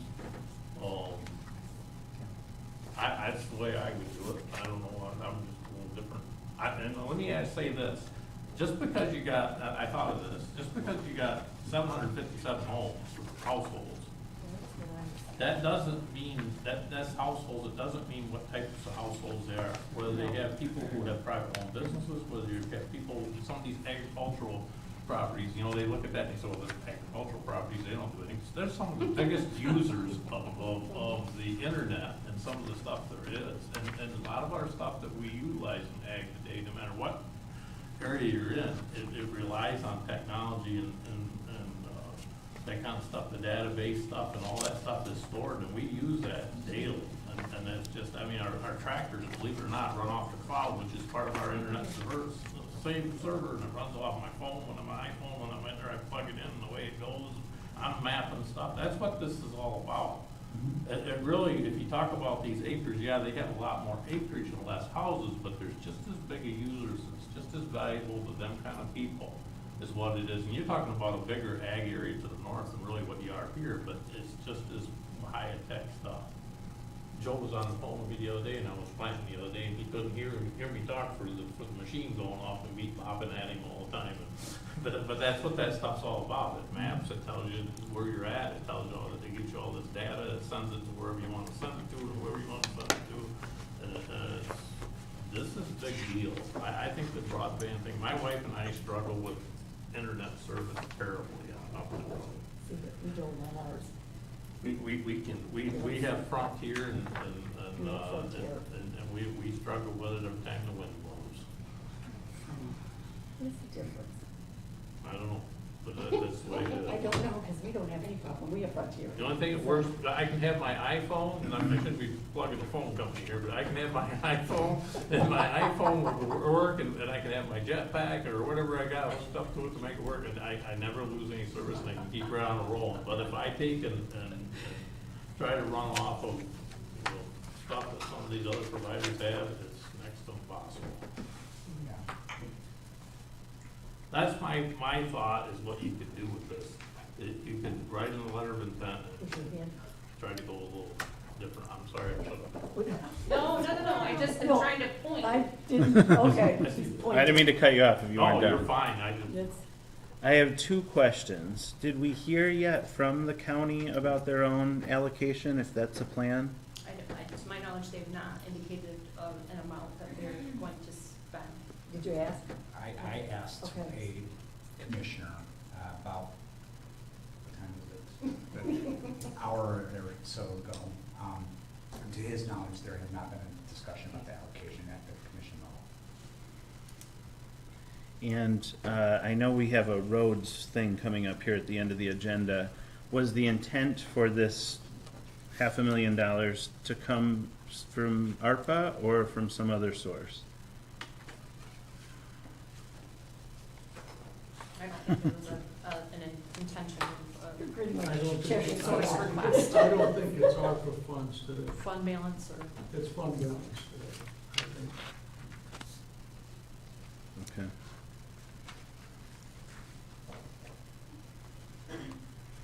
Okay, is somebody gonna put that in a form, because this is a take action, or do you wanna?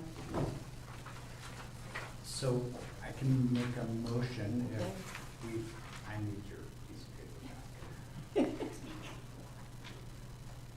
If I can open my binder.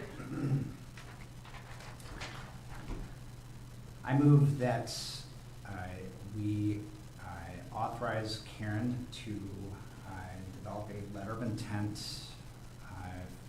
for the purpose of partnering with Clinton County on going after grant funds in support of broadband infrastructure and improvement in Bath Township. The amount to be allocated in that letter of intent is to be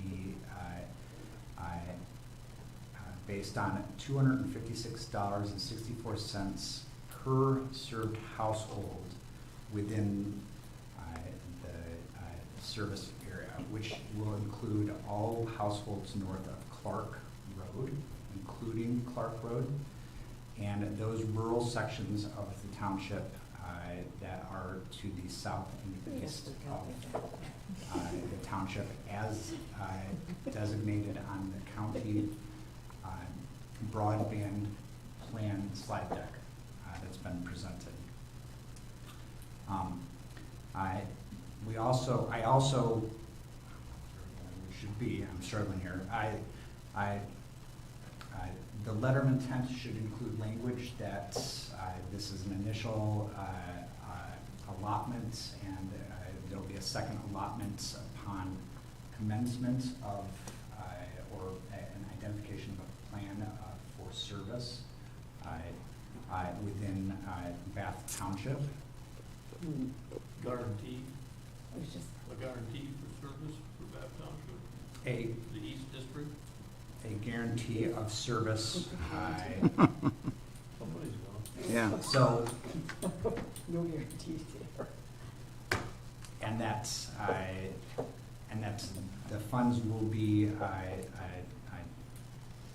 the word donated, or housed, transferred to the county for counting and expenditures. If you ask me to repeat that. Might watch the video. I'm gonna watch the video. So, I was just gonna say that's not gonna work. I do think it's a good motion. I'll second that motion. And, Any discussion? yes. And Karen, Yes, sir. while you're drafting this document, Uh-huh, please don't feel like you can't talk to the attorneys about what you're writing. thank you. You're very welcome, because it's pretty complicated. Yeah. So, Jason, that loose math that we had done earlier, that would put this at about $194,278? It depends on how many so when we did the analysis, so we know that the per household allocation will be $256.64. That's Right. what will match Victor's allocation. What we don't, we know that there's 757 households north of Clark. We don't know how many households Yeah. are south of Clark, but in our rural districts. Unless, No, we don't. okay, thank you. Thank you. So perhaps the language could simply be, we will allocate $256.64 per served household with a second disbursement of $256.64 upon a guaranteed a scope of work. I don't mean to cut you off. Go ahead. Is that a different motion, or are we good with that motion and second, or where are we at? We're in the discussion Still phase, and I will amend it. You make me nervous, you know, when I Because second it. if the 757 is the number, then it comes out to $194,000. That's correct. Some change. So if that 757 changes, it can go up or down. It's not gonna go down. It's not gonna, Well, it's not gonna go down. It may go up with the bills and new bills and splitting of parcels, but Sure. but this time of year from now until whenever they adopt this, they're not as that bad when they split parcels, Right. how you word the spring. So that's where you're at with that. Right. So Trustee? I like the way you worded it the first time. Okay. I'd rather not commit more money, but say that we would be willing to commit more money if, well, strike that. I think we should ask for this to be guaranteed in the east section, period. I also think we should allocate an amount of money and then say we're willing to go more. Because ultimately, the money that we're giving in the two other townships are drops in the bucket to what would be necessary. So this isn't gonna, a funder's not gonna be like, wow, the amount of money is what's making a difference here. They're going to get, wow, there's buy-in from all of the communities. So I think that gives us the flexibility then for the county to come back and say, it's this, do you want to put more money into this? And we can then say yes or no. So it shows the funder that we're allocating a certain amount and we're willing to go So more. you want to use the 194 to set it in? No, I think the 256 per household is fine, but I think we should ask that it's a guarantee that it's serving our For the each households. So may I amend my motion? But After I have a question. Of course. Where does our board, not this board, but our broadband committee, where does that fall? It doesn't? So their work is done? No. Is that, okay. No. So they'll continue to, so there's no input. I didn't hear any input with regards to what our committee's already found. This is in part informed. What I'd like to do is when we have our survey data return back to us in terms of a formal report is to bring them back, bring the task force back, identify who wants to participate, who does not want to participate. And then have them help us navigate all of this work, whether it's reviewing grant applications drafts by the county, whether it's in advocacy work, whether it's additional projects, whether it's be one-off projects in the township or educational partnerships with the public library, whichever direction they want to go.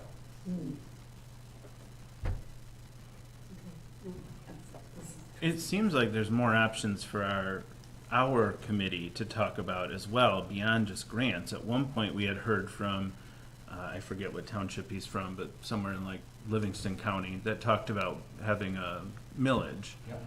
And that, I mean, if the county, if we sign on to the county and that doesn't go anywhere, I think our efforts should still be going forward for Bath Township, looking at multiple pathways, one of which could be a millage, or there, maybe grants that are only only eligible grants that we would be the only type of entity eligible that we could still apply for without damaging what's happening at the county level. It makes sense for me for our folks to continue looking at what are possibilities for Bath Township while we throw our hat in the ring and say we're with the county too. Correct. Yes.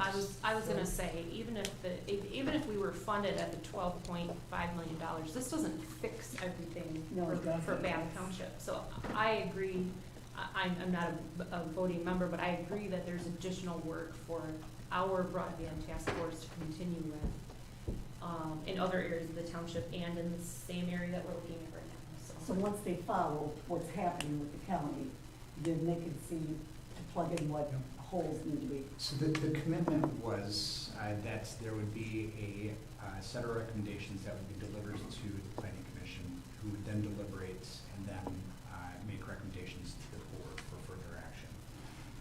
I think it goes to stand that more than likely the planning commission would make a recommendation to us that we continue on with having a task force. But that's neither here nor there Right. now. But No, that's what I was trying to figure Ryan's out how point it is. is keeping this work going and developing a plan that's embedded within our comprehensive plan makes a lot of sense. So do I need to Yeah. make my Okay, start over. All right. No. So I'm going to revise my motion. I move that the board authorize our superintendent to work with available resources, including but not limited to the township attorneys, to draft a letter of intent to be sent to the county to indicate our intend to partner with them in seeking grant funds to support Bath resident broadband improvements.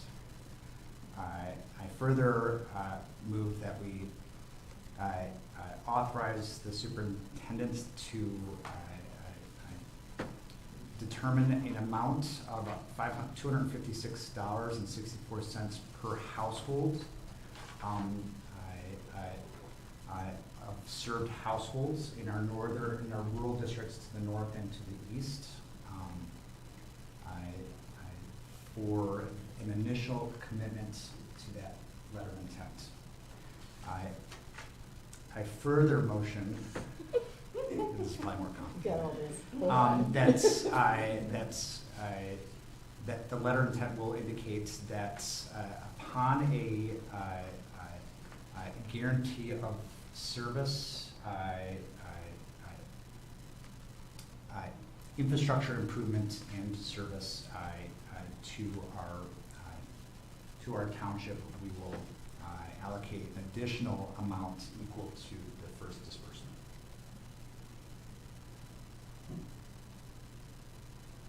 Friendly amendment to make that the east region of the county. We have the east, west, or east, central, and west.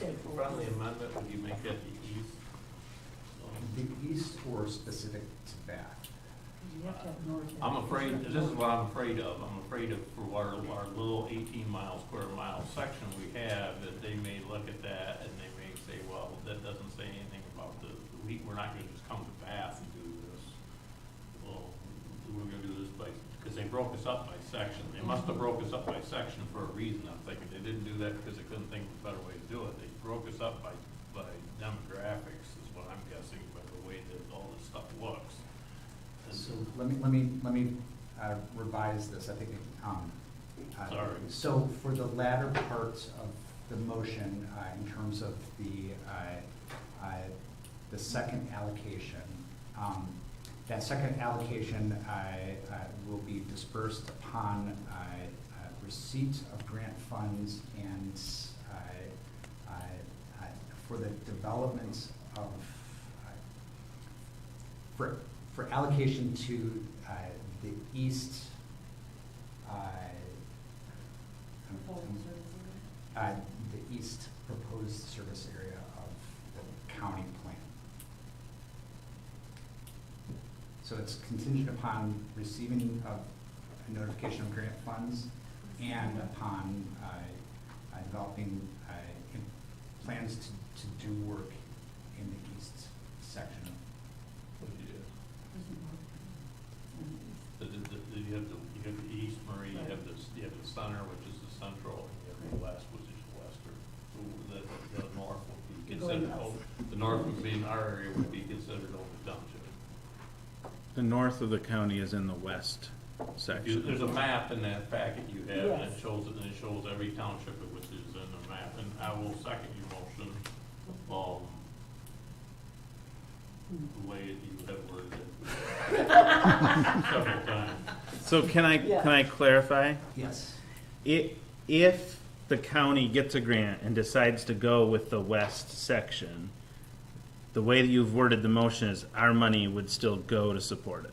No. No, The second disbursement would not go. That's correct. And that's the reason why we would do it that way, so the most we would be out would be the $194,278 that the government gave us of somebody else's money, and part of it's ours. But Yeah, I just want to be clear that the answer to my question was yes, and most of you said no. So I want to make sure we're all on the same page. So that first bunch of money would still go to the county, even if it was not supporting our area to receive service. That's unclear whether that's gonna happen or not, if I remember. No, I know it's unclear if it will, but I'm saying it could. The way that we've worded it, we are okay with our money going It elsewhere. could, but we've hedged ourselves so that the second part will not go Yeah. But he unless also we're said- guaranteed service. Bath resident broadband improvements was worded into the first part of it.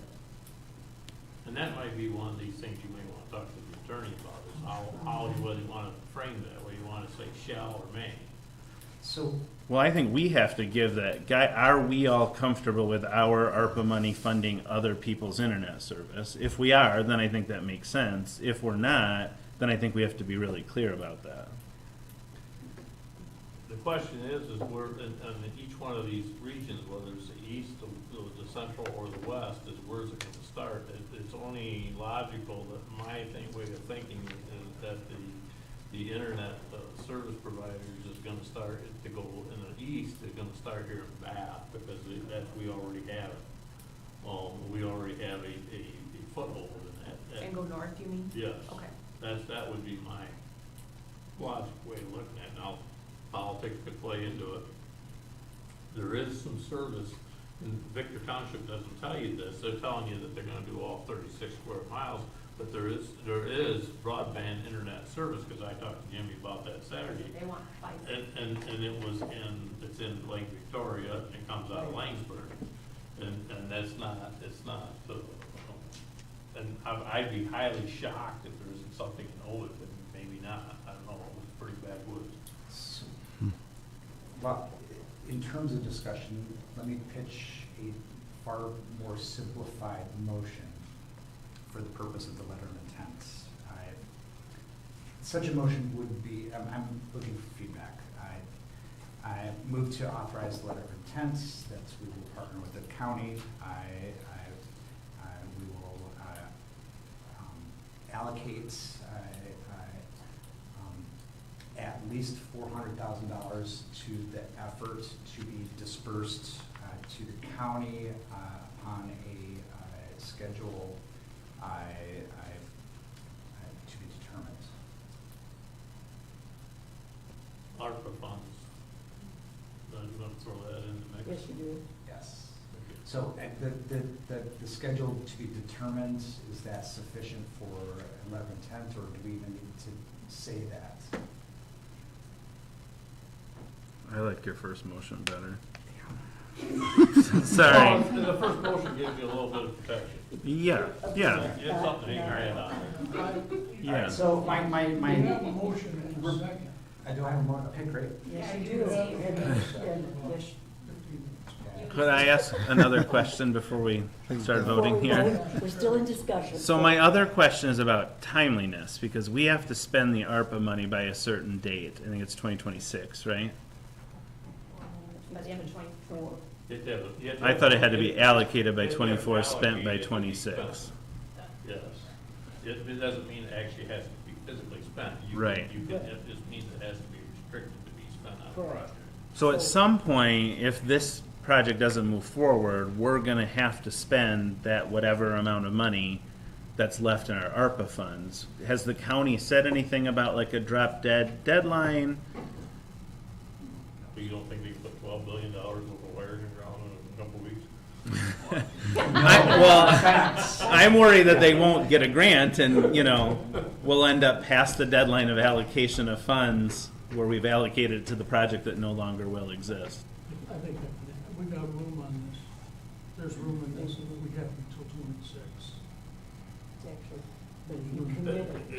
You have to have it, you'll, once you do this and if it gets committed, it's gonna be restricted and automatically with your audit. Correct. If the money hasn't completely moved your audit, it's gonna restrict the money. So that to answer that question. Yeah, I just don't want us to get caught not being able to spend the last amount of money because it's beyond the date. I don't think you're gonna be able to, because I think legally you're gonna have that money restricted in your Right. financial statements. And there's, just like we have money right now, it's restricted, that it can only be used for the purpose of what it is. And when you fill out your F-65 report, which we're doing right now, they wanna know that, they know all that. Right, but if the project never happens and we have $400,000 restricted, at what point do we unrestrict it so we can spend it before we have to give it back? It could be That has done. their. I know it could be back, I'm their just, board. I mean, I don't want it to get lost in the shuffle that at some point we would have to say, it's too late. It's too late to be part of this, at least with ARPA funds. We could do it with other What funds. it costs to have road repairs done in this county, I'm sure it would make anything to use up that $400,000. When does the county think this grant is gonna come through? When is the date? So they don't know. What all they're saying at this point is that the first round of grant applications will be this August, which is why they're looking for letters of intent now, so that they don't have to scramble. It'll be put in August, but then when do they get their answer? It all depends on the cycle of the particular grant. It could be 4 months, it could be 9 months, it all depends. And so, you know, I've seen grants that take a year to, from application to disbursement. However, because there are ARPA funds, the federal government is looking at expediting. The federal government don't expedite much. So that's what is being claimed, Well, it's not ARPA funds that are the grants. which are supported by the ARPA funds. No, the grants are infrastructure bill grants. We're supporting the grants with our ARPA funds. There's no ARPA funds for this. I'm telling you, the list here says the BEAD grant, the State Digital Equity Capacity Planning Grant, Digital Equity Competitive Grant, enabling middle mile broadband infrastructure. And those all come from separate buckets of money, but none of them are ARPA. So we might get our ARPA funds back, and they could use this other money for the infrastructure? I mean, ideally, we would have a fully grant-funded set of projects to build out Right. fiber throughout the county. But what they're gonna do is use our money to leverage, so it'll be unlikely if we get the grant that they would say, we don't use your money, because the money we put in is part of what sold them on the grant. Yeah. So, but Okay. You're dreaming. this, Oh, Lord. this issue will not be an easy solution, because even if we get a very, very large grant from the federal government, they're gonna build out the infrastructure. There'll be parts of our township that may be low on the list of scheduling for that last mile of hookup to homes, and we may want to offset some of that timing through additional allocations, whether it's directly to the county or whether we incentivize ISPs ourselves or whichever ISPs are committed to our community. So I have a question.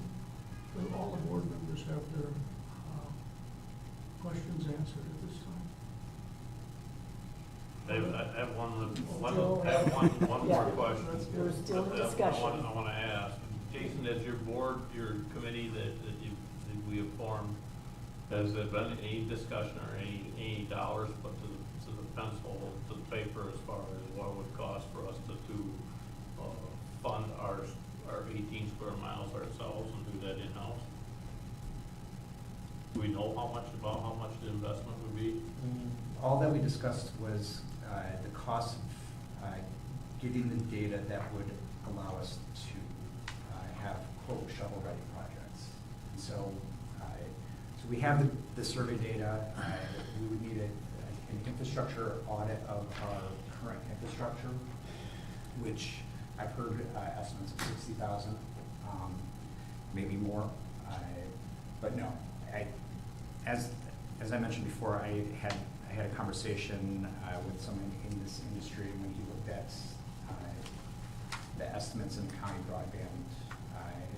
He was not confident that those were high enough to represent the actual cost of the work. And as we know, one of the big issues right now is access to resources, the actual fiber. So there's, costs right now are going through the roof, and there's limitations in supplies.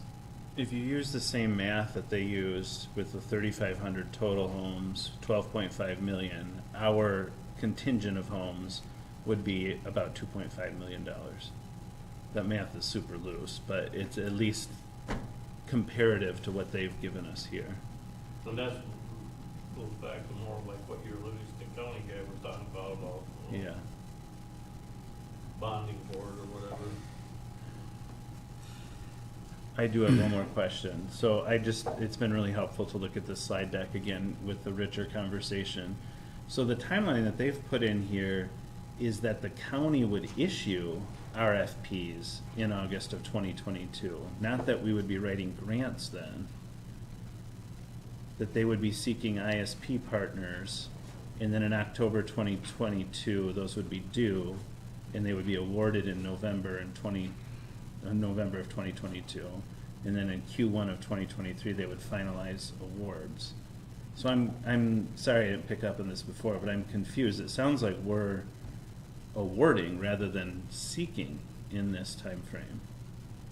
Yeah, the letter of intent oddly and paradoxically says that the funds would be contingent upon receiving grant funds. So that's part of the issue of the county slide deck. It's there's a lot of lack of clarity as to exactly how this will all unfold out.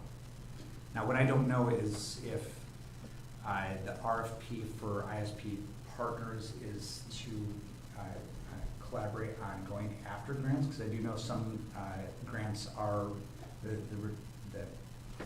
applicant has to be an ISP, but they need to have a community partner. So that may be why. Okay, that makes sense.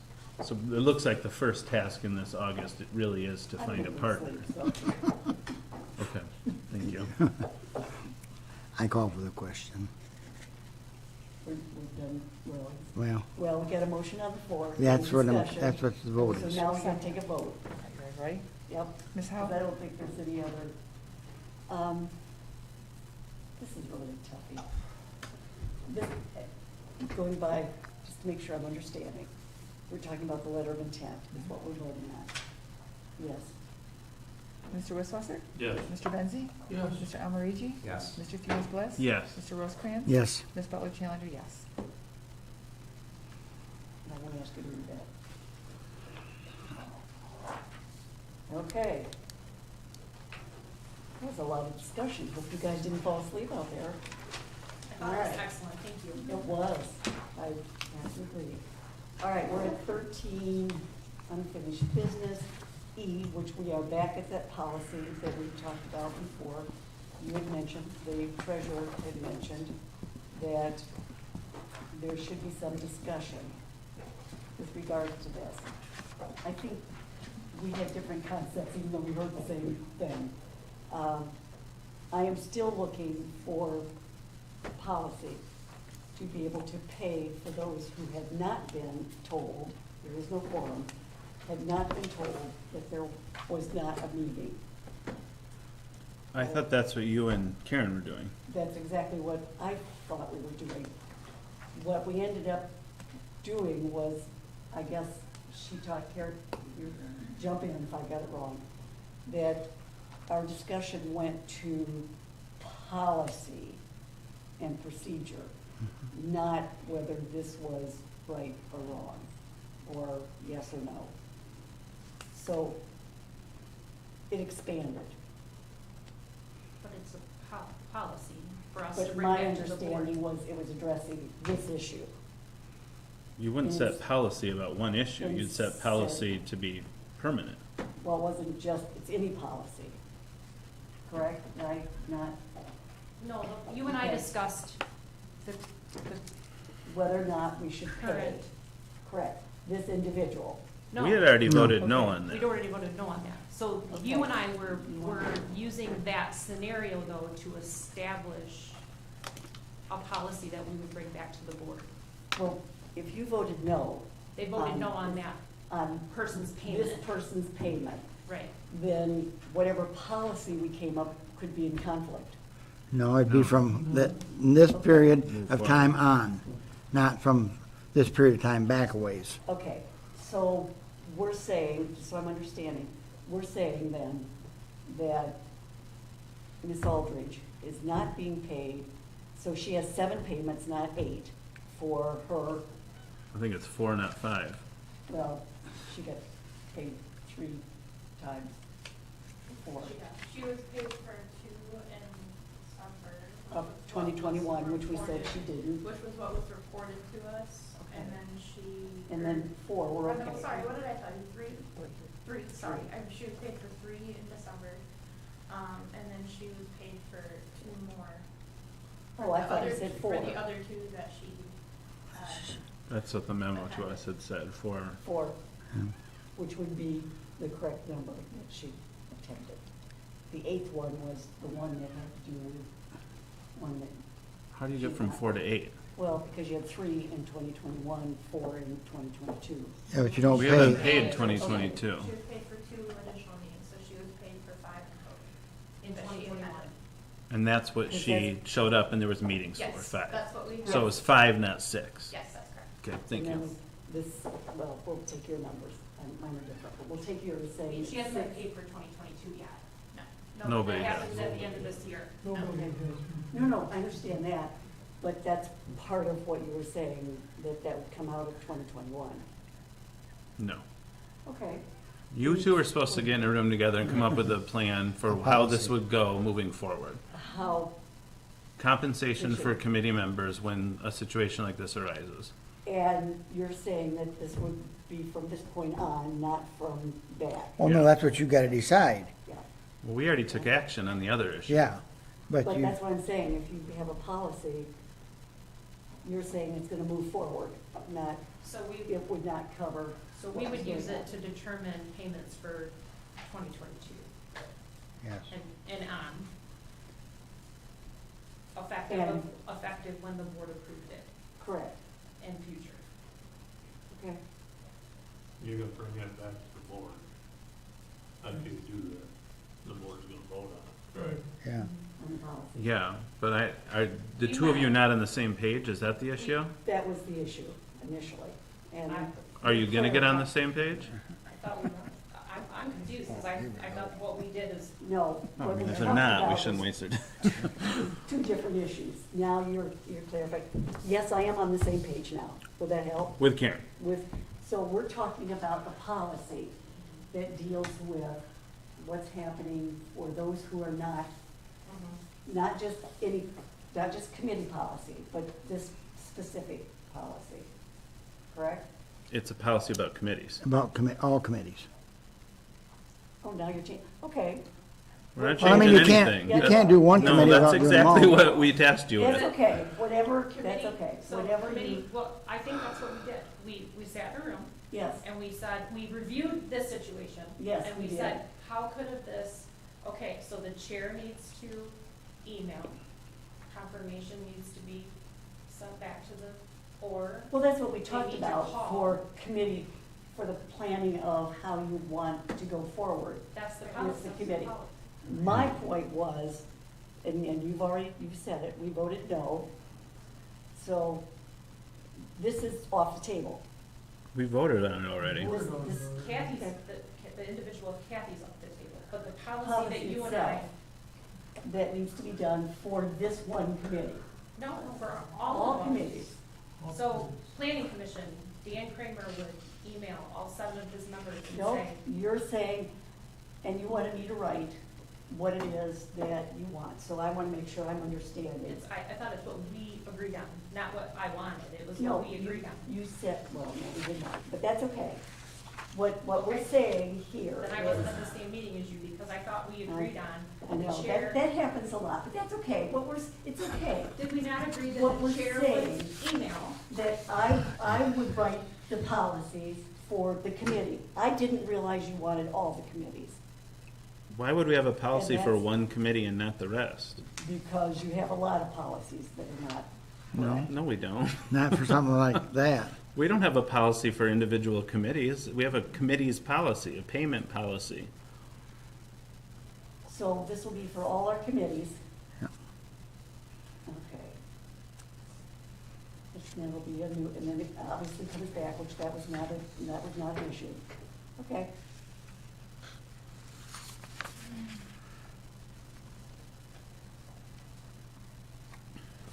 Okay, I got it. have a comment.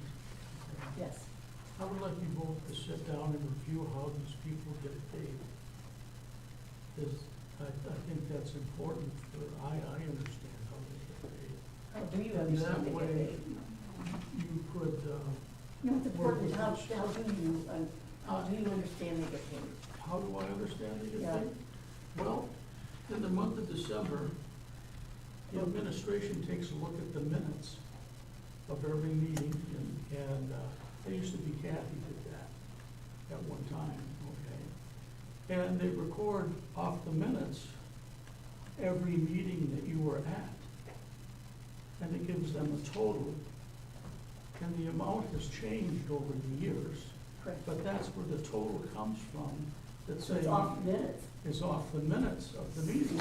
I would offer a correction that where, such as our planner staffs the planning commission, he would submit that information to, So it's not done on a monthly basis, it's done yearly. it's done It's in, done once it's a done year. in From November to November. For December to November. They So do I'd it like at the you end to of just- November and get paid the first pay of December. No, I understand that, but I didn't know that that's where it was coming from, was the minutes. It's a conglomeration So- of the minutes, Okay. the videos, attendance sheets, many Instead committees of every month, do it it's differently. done, somebody looks at the minutes for 12 months, Right. and, okay, got it, And then okay. some sheriffs may submit their own, I'm not sure, but that's all. That needs to be reviewed. Okay. Yep. Joe, when you say reviewed, are you saying changed? So you need to understand how that information is collected. Exactly. So you could then The data's understand how collected. somebody missed putting that person's name on the minutes, or it wasn't recorded. They might come up a meeting short then. But to understand all of that, first of all, you have to understand how they get paid. How do they total that Yeah, number? I was And I aware think that would be a that's very a good year- discussion for you to have. A yearly issue. Okay. That helps. All right. So we're gonna go to 13, the F, your visual, your visual, Before we go, I'm sorry. can I just make one suggestion in terms of when you have a conversation with the superintendents? For some committees more than others, there's actually a lot of work that occurs outside of the meeting. And so even if there is a meeting that does not make a quorum, I would be in support of still paying that committee member for the work that occurred prior to and likely after that meeting. so you're saying if there's not a quorum, they all should be paid anyway? I think, Okay. so I think about the planning commission, those poor folks have to read a large amount of information, Yes, they and do. usually it's really small print and the like, and that takes hours of time to prepare for that, and if, based on some reason, they don't make quorum, whether there's a pandemic or, some things,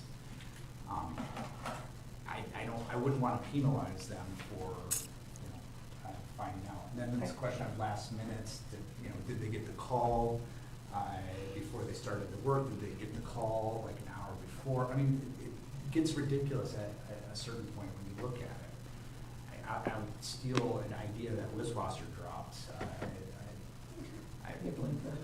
I mean, one possibility to just make it super simple is to say, because these are volunteers, and we value their time and their energy and their effort across the entire year, we will provide them with an honorarium that's equivalent to this.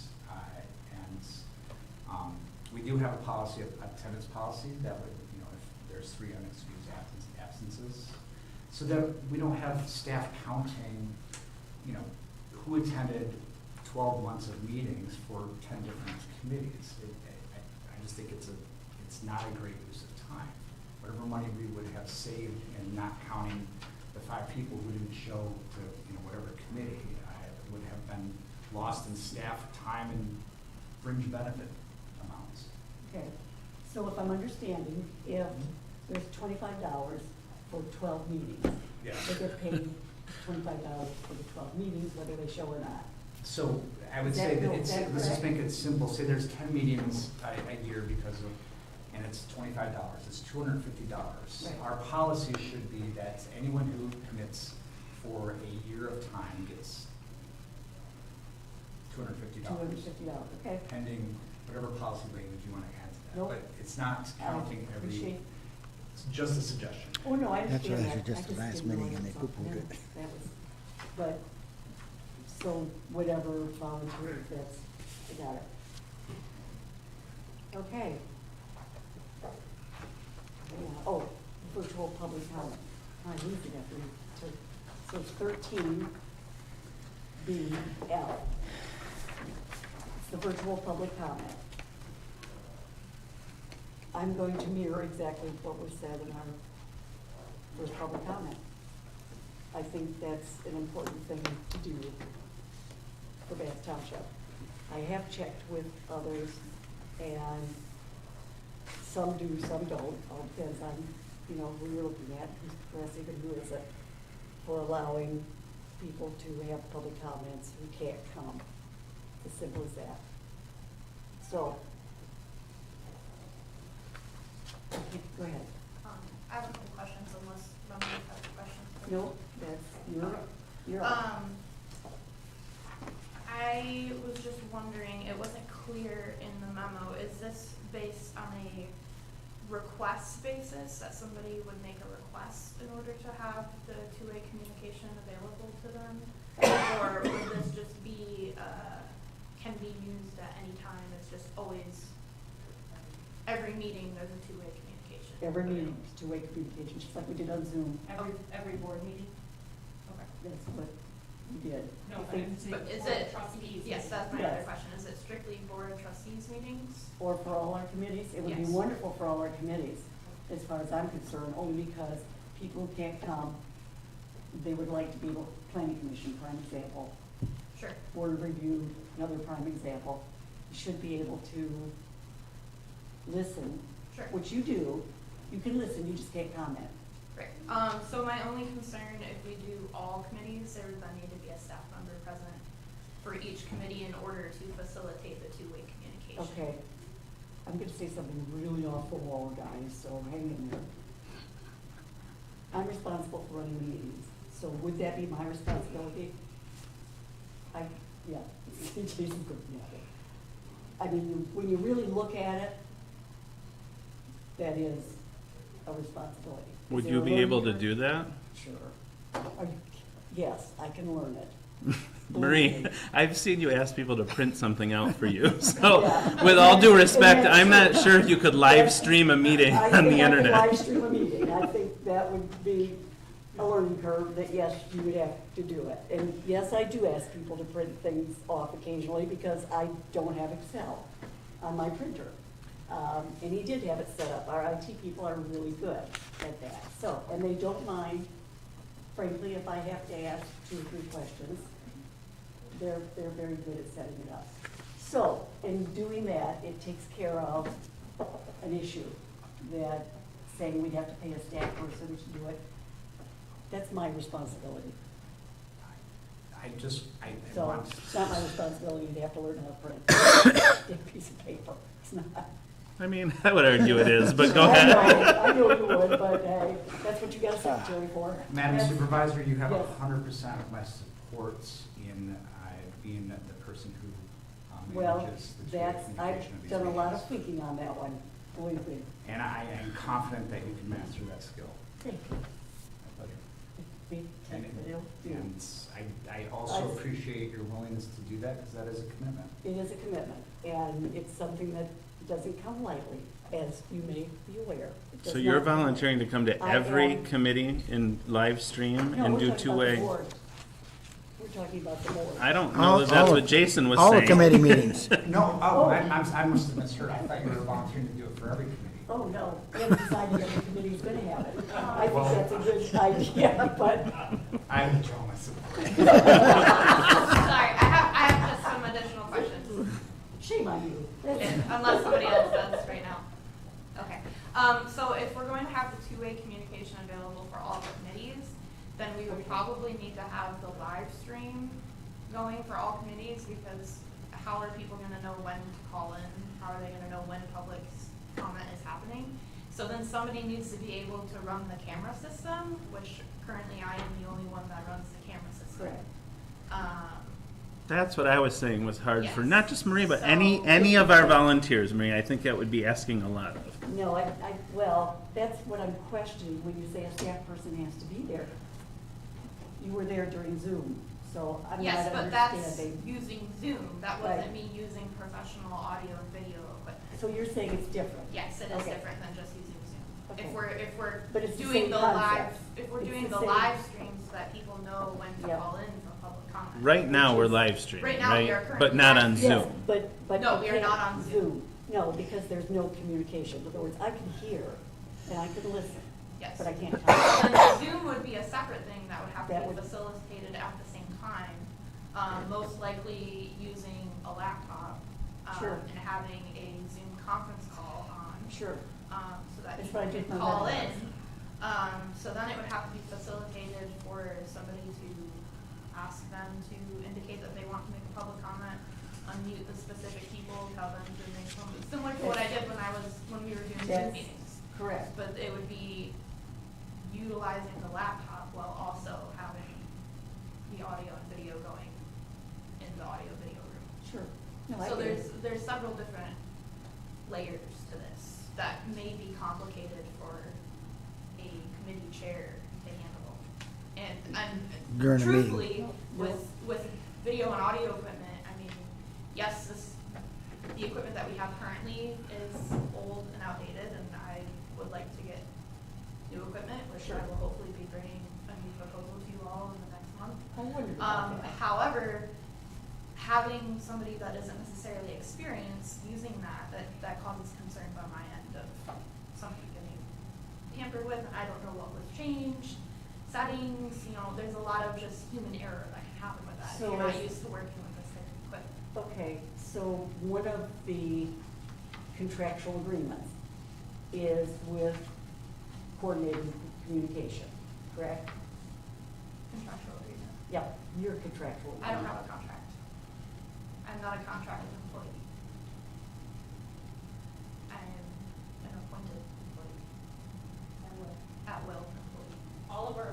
I don't have a contract that I signed. For me, your police chief, and your fire chief. But we need. I have a job Right. description, I do Okay. not have a contract. All right, let's see your job description. We'll call it whatever you want to do. So your job description that you have then would include, or does include at this point, communications for committees. It doesn't say specifically that I come to each committee to handle No, their right now she just does it investigations. for the board. Right now, I currently only do it for the board. Correct. I Yeah, have, that's what I have the that's what other I'm camera asking. set up for So what did you specific do with Zoom? meetings. How did you, I was, It didn't have to be in her Doing job that from description, Zoom. she was just doing it. It wasn't in her job description. no, so that was done, I was changing, well, part of the time I was working from home because I wasn't in the office because we were closed.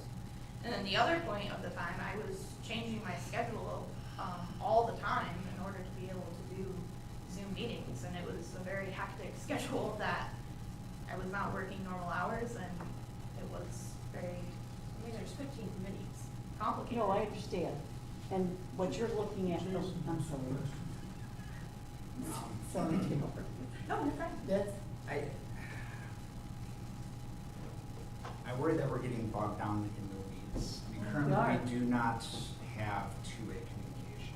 I wonder if perhaps what we focus on is two issues. One is, it sounds like our deputy superintendent is already looking at upgrading our technology.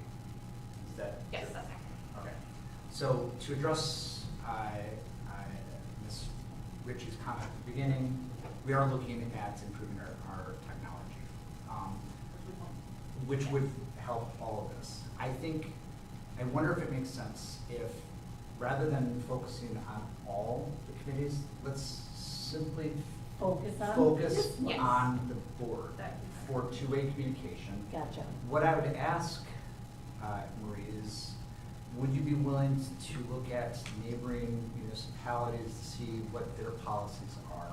I will, Just so that yes. we can possibly steal language. You said borrow. You said borrow.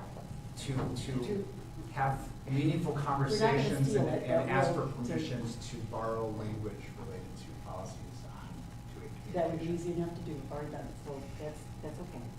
Yep, okay. When do you want to see it? I'd love to see it at the Tomorrow. next meeting. I mean, The 18th of July. Okay. yeah. You want it Nope. customized to us, or just her to share the policies that she's gathered from other municipalities?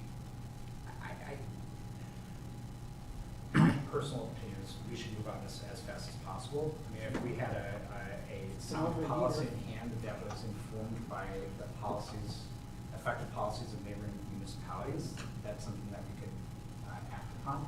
Again, pilot it. We may not be able to implement it until we have new technology, but at least we can pilot it with the board and see what the scope of work is. Who knows?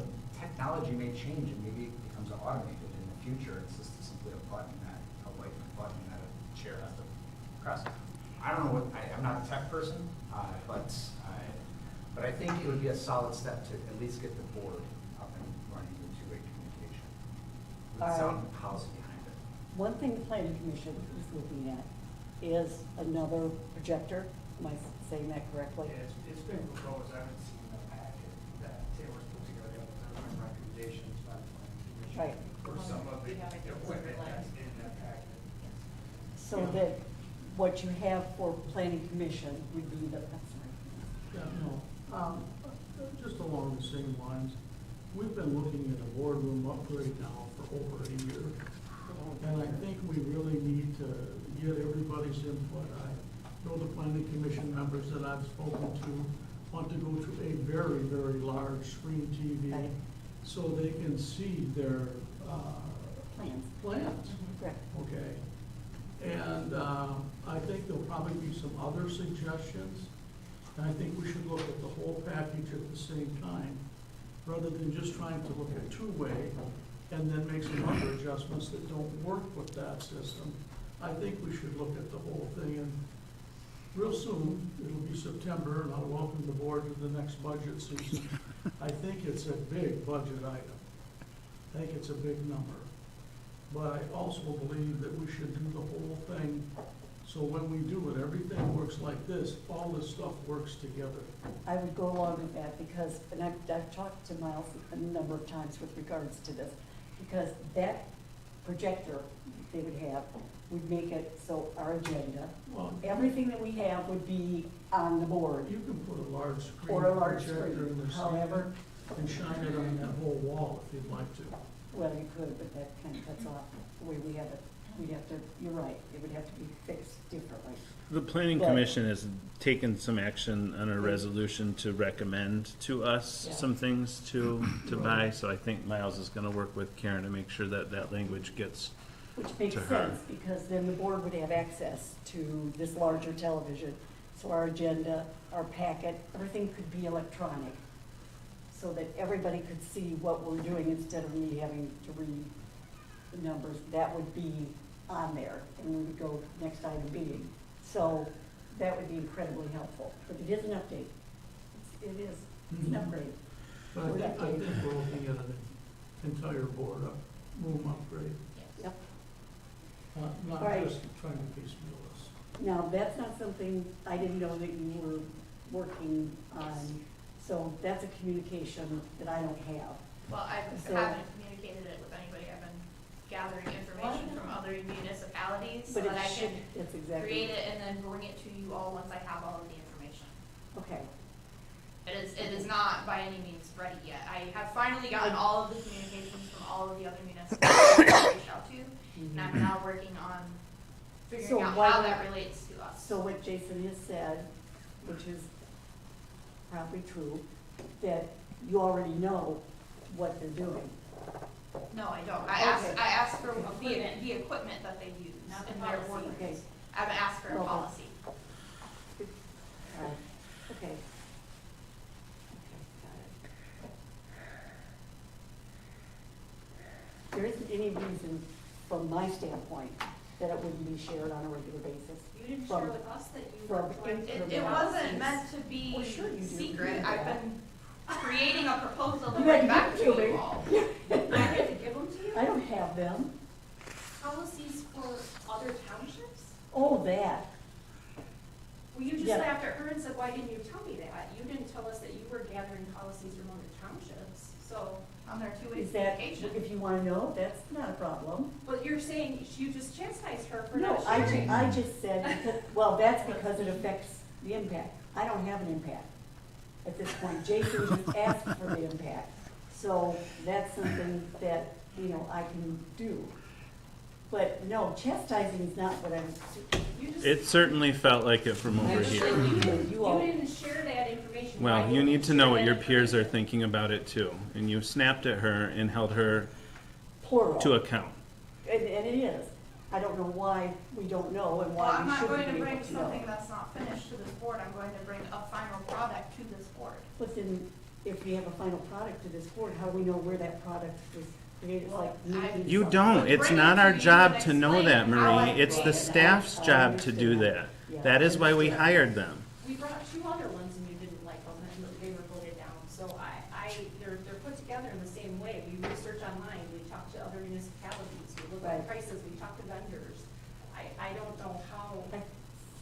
How much more? That's exactly what I've been doing for the last month and a half. I have no idea that's what you've been doing for a month and a half. I tell the rest of this board that, I mean. She doesn't that's report to you, something that Marie. Karen and I haven't She worked doesn't out report to together. you either, so. You're damn right, and I'm not asking her to do that. Keep going. Let's move on. Let's Come on, do it. we've only got 25 minutes. Treat staff with respect, please. You think that was 14 disrespectful? 14A. I very much do, and I'd I'm like it to sorry. be on the record that I don't appreciate your tone to our staff in public meetings. Oh, I'm glad it's on the record. Good. You're all hearing, those 700 some odd people that are out there, please fine. If you feel disrespected, I apologize. I'm not sure she feels disrespected, but we've had these discussions before. You know, it's an interesting thing. Some people can handle it and some can't. It's not about So, handling it, it's just, yes. it's It's just. about being you're- professional. You're saying that the same that standard what you you think? want. Yes, for it's the exactly public what is I not the think. same So you use standard the you F word and the are B gonna word be for held me, and to. that's professional. Let's move on, come on. Did I do that in a public meeting, Marie? Oh, of course not. Why would you want me to be accounted for? I'm just You saying- can hold me I'm just saying accountable you asked for all you her, would I'm like. just asking you, Yes. how come, the same thing? So I'm just saying, And I- if you expect it of her, we can expect it of you. That's exactly right. Okay, So that's let's what I'm do. saying.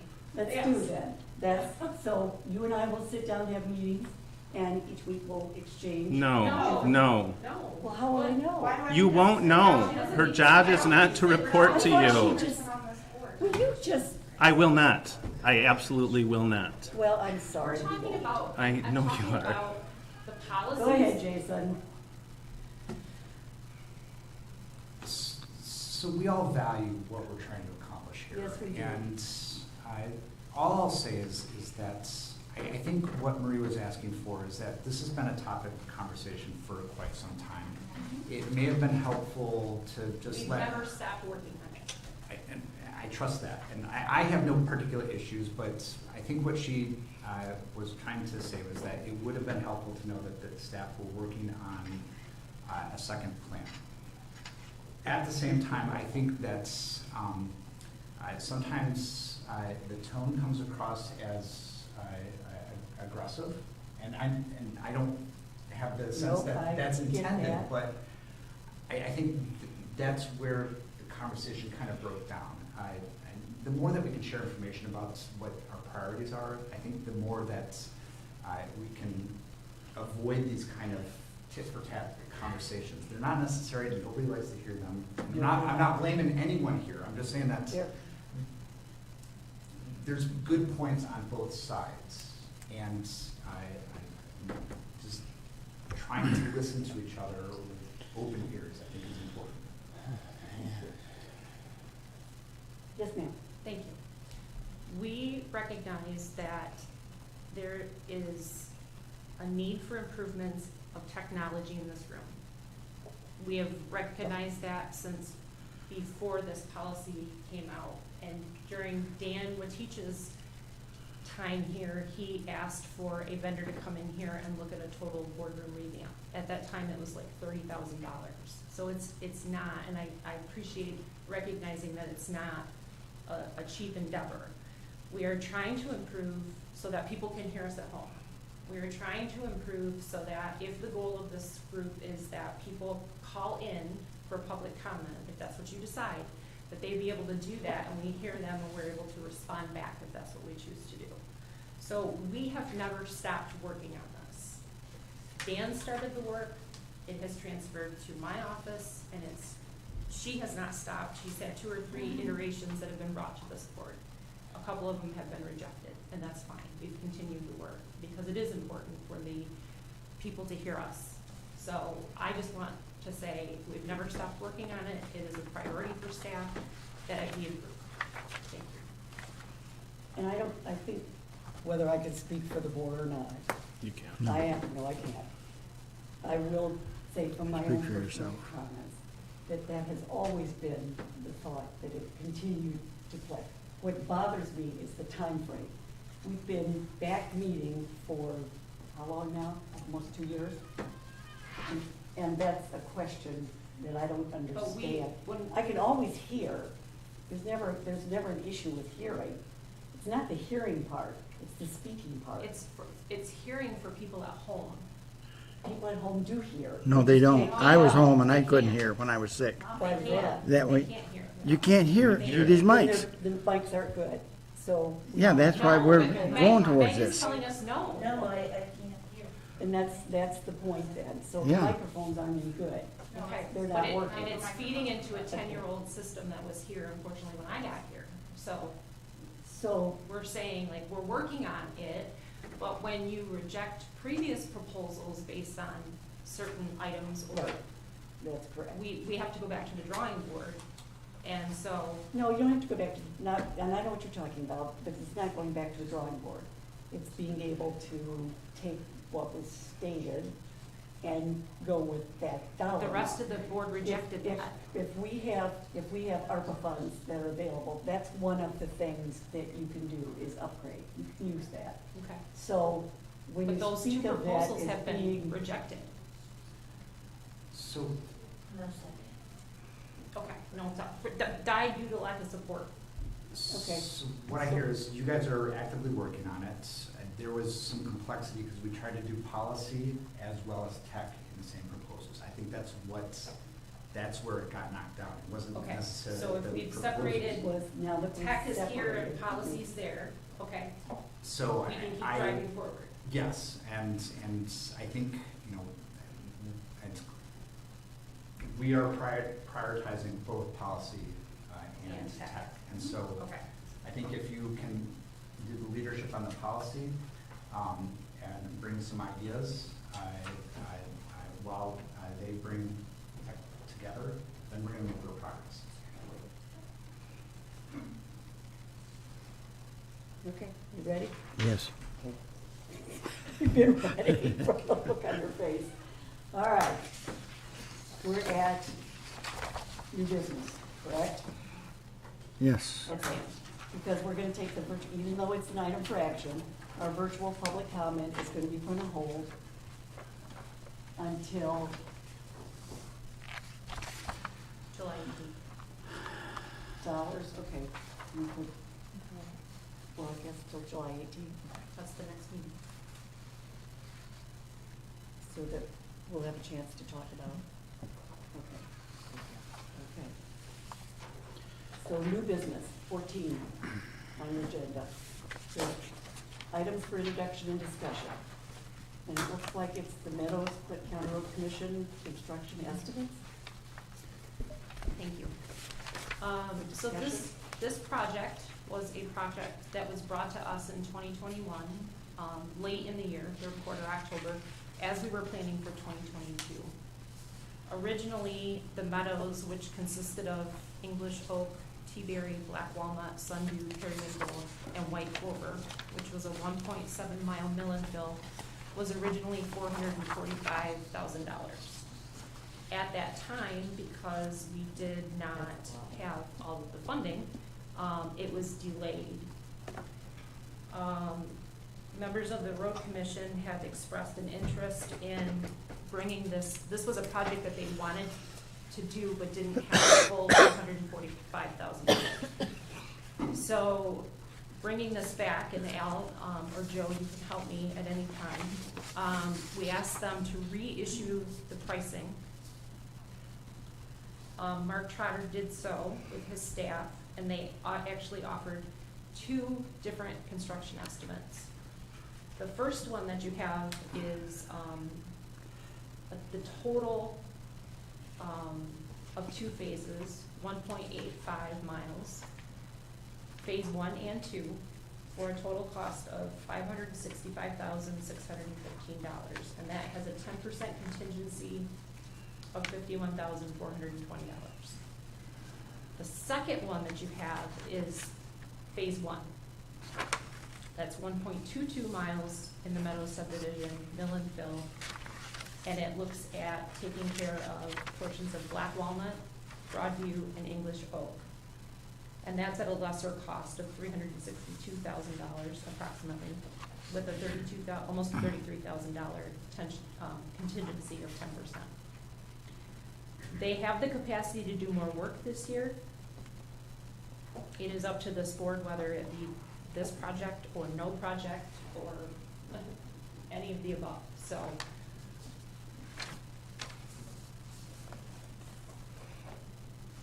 many miles was included in the original estimate? The original estimate was 1.7 miles of mill and fill. So it's less than 1.85 or Correct. 1.2.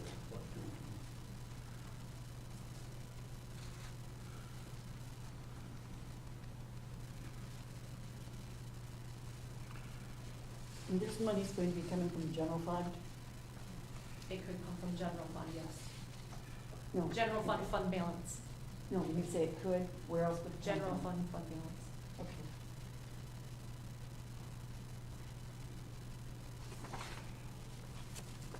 Could also come from ARPA too, right?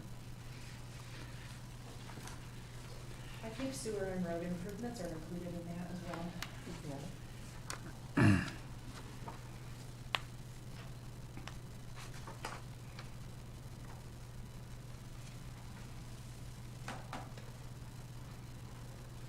So the big difference is the, Is the go ahead. was the 1.85 guys, does that take care of the entire subdivision? Yeah, the other part was, the main portion of it coming out was done about 3 years ago. But this would redo the, That would, we do both the north and south edge. is it still a 7-year East and west. window of what we figure this will last? This should last 25 years. Oh, No. I was gonna say that. 50, well, what they'll do is they'll go on through after about, I mean, they said Drumheller would last 7 to 10. yeah, but that's a new road. Then you have to put that base on the top of it, and that gives you another 10 years. So that gets you 20 years, 25. We won't be here at that time. We'll still have to do stuff to it, you're saying. What does that have to do with it? Well, Well, let me tell you, this 2 years ago was 420,000. And it's come up that much in the 2 years. A tenth of a mile less. Well, yeah, a tenth of a mile less, but it's still, Subdivision grew by a tenth of a mile. well, they probably added that one section on it. Forgive me, but I'm a numbers guy. I think this section over here, this 1640 is a new section. So this new, doesn't need to be asphalt, I'll put me in the. I would say that, I'm not saying how many years ago, but it was, Yeah. that wasn't figured in before. So that's why, part of the reason why it's more. Yeah, you got more. Yeah, more. And plus, the price of your fuel has gone up, the price of your blacktop has gone up, the engineering has gone up. I think as classified, I classified our ARPA dollars as revenue loss funds in the initial report in April. It says recipients may use funds for maintenance of infrastructure or pay-go spending for building of new infrastructure as part of the general provision of government services to the extent of the estimated reduction in revenue due to the public health emergency. So what are you telling me? Yes or no? I think yes. Are we gonna need a budget amendments to? Yes, Yeah, If it's coming out of the general fund balance. doesn't matter where it comes from, the budget. You're gonna see budget Doesn't amendments matter from where it July. comes from, you do not have budget money, you don't have appropriate to handle the 6 months. We do have 80,000 left in that line item, It's is that 50 right? now. It's 50 because They we took used 30 to- out. Oh, for the Drumheller. Drumheller. So there's 50 there. But as I just indicated to trustee Almarigi, that budget amendments will be coming to you July 18th, after the second quarter is completed. I'm gonna remind the board that a year ago, you spent $100,000 in a township that we share a 425 with to blacktop 100% of a road over there that you only retain 50% of the taxable value in. It don't even equate to $100,000 a year. So this is at least you're spending this money on taxpayers versus helping the municipality and our sister Makes a township to the difference. west by Makes a blacktopping difference. their roads. So I feel better about this than I did that. Very helpful. I have more appetite for the 1.22 mile than the other. The phase one. Yeah, and then coming in and doing phase 2 at some future time. I'm sure it'll be more expensive, but that, you know, it's a lot of money that we didn't budget for.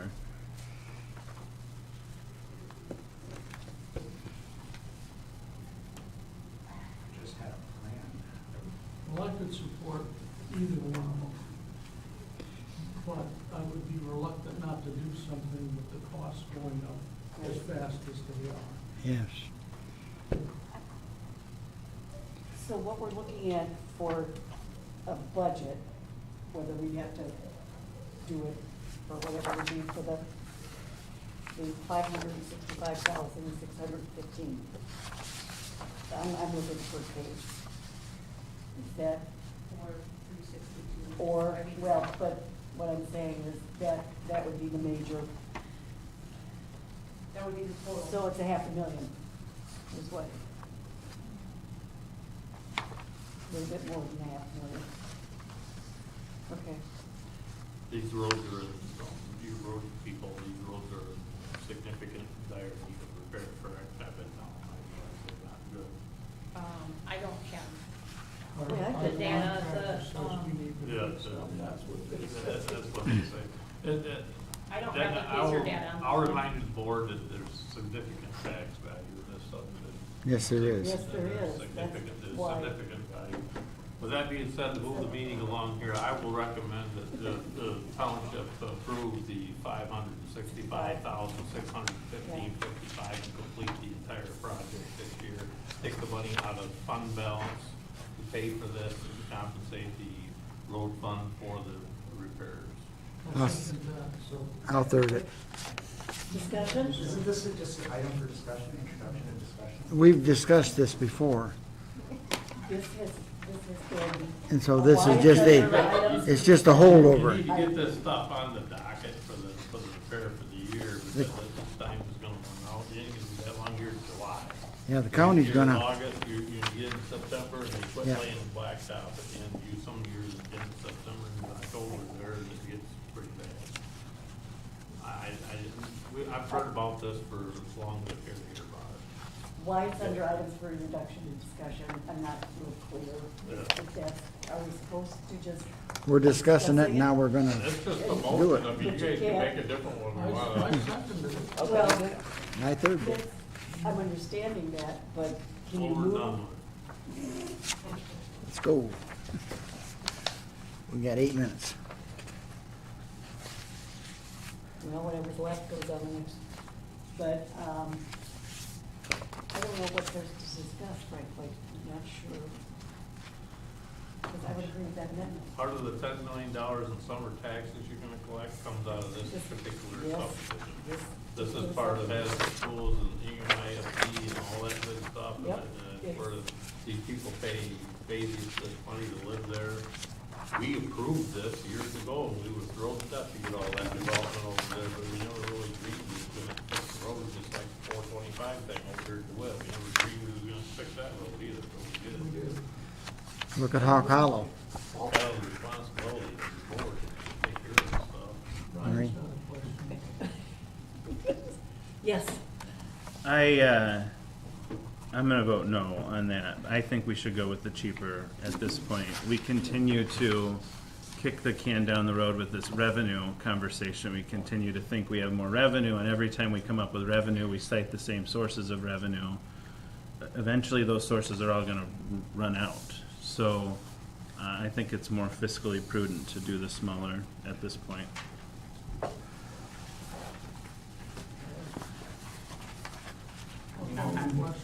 I'm,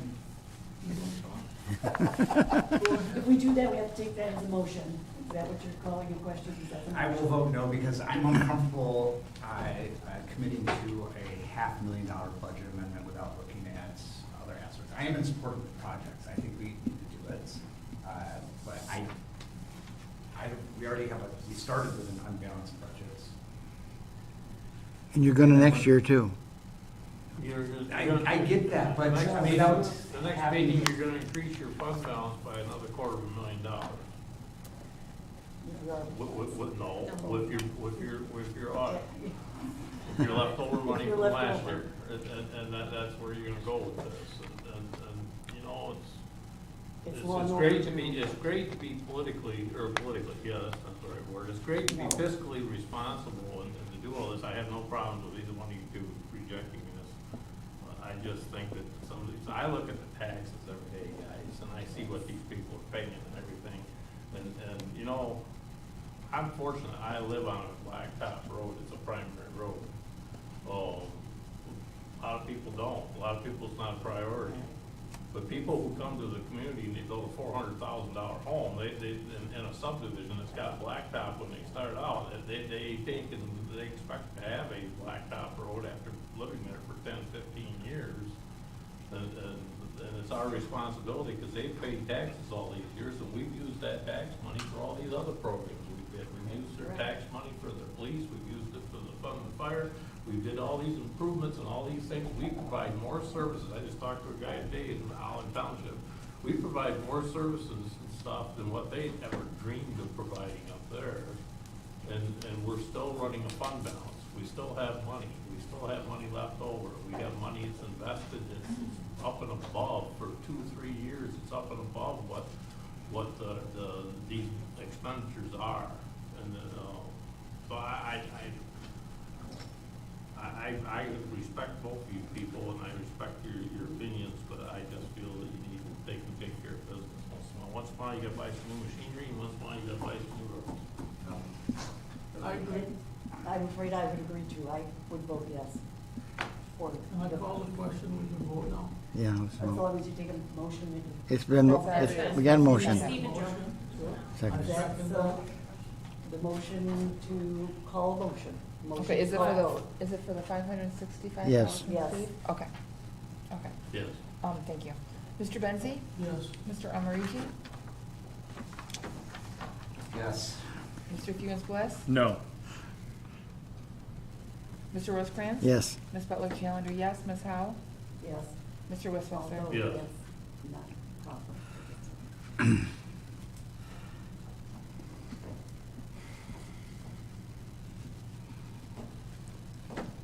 All right, we've got time. for- Marie? I'd like to say something. I respect, if you don't like it, I respect it as much as I do the guys that voted for it. Sure. But we do need to keep improving our roads, because if we don't, we get behind, like we did on this one. I've been there and I don't understand, frankly. 100% agree. But- During the budget process, we budgeted But- $400,000 to roads. I There voted should for have it. been a clear plan. I know these things evolve and develop, but to come out mid-year with a project that's in excess of the entire annual budget. We try that every year, after the audit is done. The work needs to get done, absolutely. Yeah. I I just would think we vote get. more at budget time, frankly, honest with you, because I want to wait until we got our audit back, and I want to see just where we stand. Exactly. Okay, That's- we're done, we voted, That's it's why okay. why I would prefer. Hang on. We're all done. We're gonna take items for action, B, which is. Marie, we got 3 minutes. I know we do, so. Well, you got your audience that wants to say something. The recommendation is pretty straightforward, I'm sorry. She said, I know Well, she said. I know, we're doing I think that one. she's trying to expedite this. It's pretty straightforward. I'm just asking to trade in 3 vehicles for a total trade-in value of $7,100 to be taken off the cost of both the truck and new Florida State. Did we skip an We item? missed Skip No, one. we didn't, we'll do that next meeting. No. Does Miles need this No, done? the agenda says we do that next. Because All we I'm don't have a saying- meeting till next month. That's correct, we did it July 18th. That's, do you need this, Miles? This item could take 10 seconds. It's probably about what you have, so. we've Unfortunately, I got- have a question, so. we'll- We're gonna restrict the number of parcels, buildings you can put on a parcel. Is that township wide in every zoning district, or is that just in the high density district, or where is this at? So it's principal buildings, to be clear. So accessory buildings like a barn or pole barn, okay, totally fine. So the current language as it, sorry. It's non-commercial residential land uses. Yeah, so what's currently on the books is no more than one principal building may be permitted on a lot or parcel unless specifically provided for elsewhere in the ordinance. So that is not how things have been approved in recent history. How we've applied this language in recent history, to my understanding, is only for residential uses. So no, you can't have 6 homes on one parcel. You need to divide that parcel out, 1 home each parcel. Now, you can have a home and some barns, but what we're saying here is to craft the language in such a way that it reads the way it's been interpreted over the last 10+ years, which is non-commercial residential land uses such as a single-family detached dwelling, so a home, a single-family home, are not permitted to have more than one principal building on a lot or parcel unless specifically provided where for elsewhere in the ordinance. Which is how the language has been applied over the last 10+ years. I was just gonna say, because you could build a house, you could put a garage or a outbuilding. We do not have a limited number on accessory structures. So this would He's limit saying one house. One house. one house, one parcel. Yep. No outbuilding. And that's no- always how, No, that those are accessory structures. He's just saying one house. How many houses do you put on parcel? Just one. Just one. I know. Can I ask you to clarify what principal building is defined as and what's included? If I remember correctly, we had a conversation about if I, as mini farmer, want to put an outbuilding that has a USDA inspected kitchen, that would count as a second principal That would building. count as a principal building, once you get the kitchen involved. If it has all the items that are typically in a kitchen, you get a little bit into building code, that's where Bert comes in. But typically, yeah, it has to have all the facets of a single-family home kitchen, the stove, the oven. Huh. Alan's got a question. Sorry, I thought Ding, this would take. Bring 'em out. We're crafting the language in the way that's always been applied. How big is the parcel? A parcel can vary in size. We have minimums now with our current zoning on how small a parcel Yeah, can be. but I mean, are you talking a 10-acre parcel? So in the rural You're talking district, the 20? minimum lot size is 2 acres. So in different districts, it varies. So some people that have 10 acres can divide it up then? They could divide it up if they had road frontage, and they do. They come in quite frequently and divide up, especially in the north where they have the room to divide up. So if I'm understanding what you said, you've always done this? You just now? This is how the language has always been applied, yes. Okay. So principal building has all the amenities of a home? When it comes to single-family homes as a principal building, yes.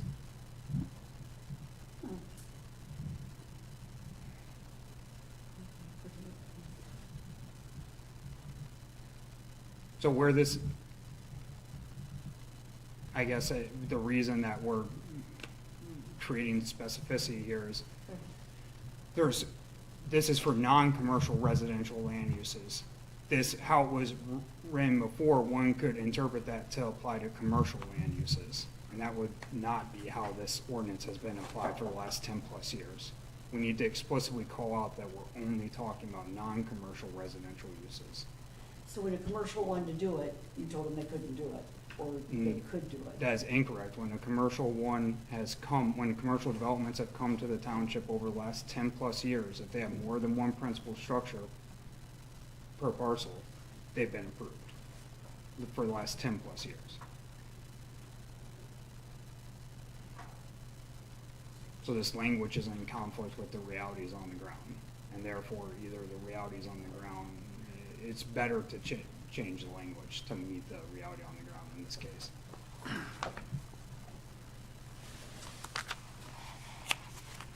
My perspective is, I mean, this is an important improvement in terms of clarity of the language. And this will be part of this discussion, part of a different discussion. I personally would like to see flexibility, especially for individuals in little parts of our township that are looking to, who are in the agricultural business, whether principally or not principally. And I worry that the definition of a principal building may exclude entrepreneurial opportunities for individuals, whether it's, I would, go ahead. I was gonna say principal use, the main use to which the premises are devoted, and principal use for which the premises exist. Yeah. And I think, Would you read that again? and I think that's where the guidance from Bert when it comes to single-family homes, the kitchen comes into play, because once you build out a fully built-out kitchen in your pole barn, now it's starting to look like the use of that pole barn isn't a pole barn for storing hay and four-wheelers. This is now becoming a living space. You have an oven, a dishwasher, I A think microwave. that's Unless it's in candy. a small number of cases, that may be the situation, but in a larger number of cases, if someone wants to build an office space that may have something in their pole barn, and the rest of the pole barn is a bunch of hay and tractors, I'm worried it's overly restrictive. Yeah, I think that's a good definition though, because it gives you that flexibility, which I think you're seeking. Well, this is just the first reading, so Okay. we can go talk to Miles next week. Is that? Yeah, We got a month to talk with him. Yeah, I got a a month. month to talk to him, that's true, you do have a month. Thank you, everyone. Thanks, No, Miles. thank you. All All right, we're Ryan gonna, has a question. No, I'm gonna make a motion. Oh, Good man. It's an item for action. it is an item. So I'm gonna move the introduction and first reading of ordinance number 31.78 as presented. Second? Who did this? Was that you, Al? Okay. Yeah. I think Al did. Thank you. Mr. Funes Bliss? Yes. Mr. Rosecrans? Yes. Ms. Butler Challenger, yes. Ms. Howe? I'm gonna say no. Mr. Wisswasser? No. Mr. Benzi? I'm gonna say yes. Mr. Almarigi? Yes. Thank I you. believe in property rights in every But I- zoning district. That's, The fight's not over. It's just the first reading. You always make me laugh. no, it's an item for action, so it's your first reading. Okay. I think what we're gonna end up doing, because Although of you the time. took it up, it's I- not a new topic. I was just gonna say, I started it by starting to take it up, and they told me no, so you can, Can I have it? you can have it. You can have it. So, this is the disposal. Yes. And as I explained before, 7,100, with 3 vehicles to be traded in towards the purchase price of 2 other vehicles. Move to authorize the superintendent to sell the 3 old vehicles and buy one new vehicle, 2 new vehicles. Second. Thank you. Mr. Rosecrans? Yes. Ms. Butler Challenger, yes. Ms. Howe? Yes. Mr. Wisswasser? No. Mr. Benzi? Yes. Mr. Almarigi? Yes. Mr. Funes Bliss? Yes? So, okay. That I was a wasn't quite ready to vote, but yes. Oh, no, that was, all right, you wanna hold your report? I would defer for public comment. All right, public comment 2. This one is limited, none. You mean you've been sitting there too long? Okay. You know, with the speed that you all just did those last 2 votes with, it's really disappointing and frustrating to me that we've been talking about this other for so long. I mean, why is it just coming to all of our attention now that you want to go and check into other communities and see what they're doing? I mean, we've been talking about this a long time. So what I think keeps happening, quite purposefully, is all I can imagine, is, and that's why I was so specific at the very beginning about what I think is important. And quite honestly, I thought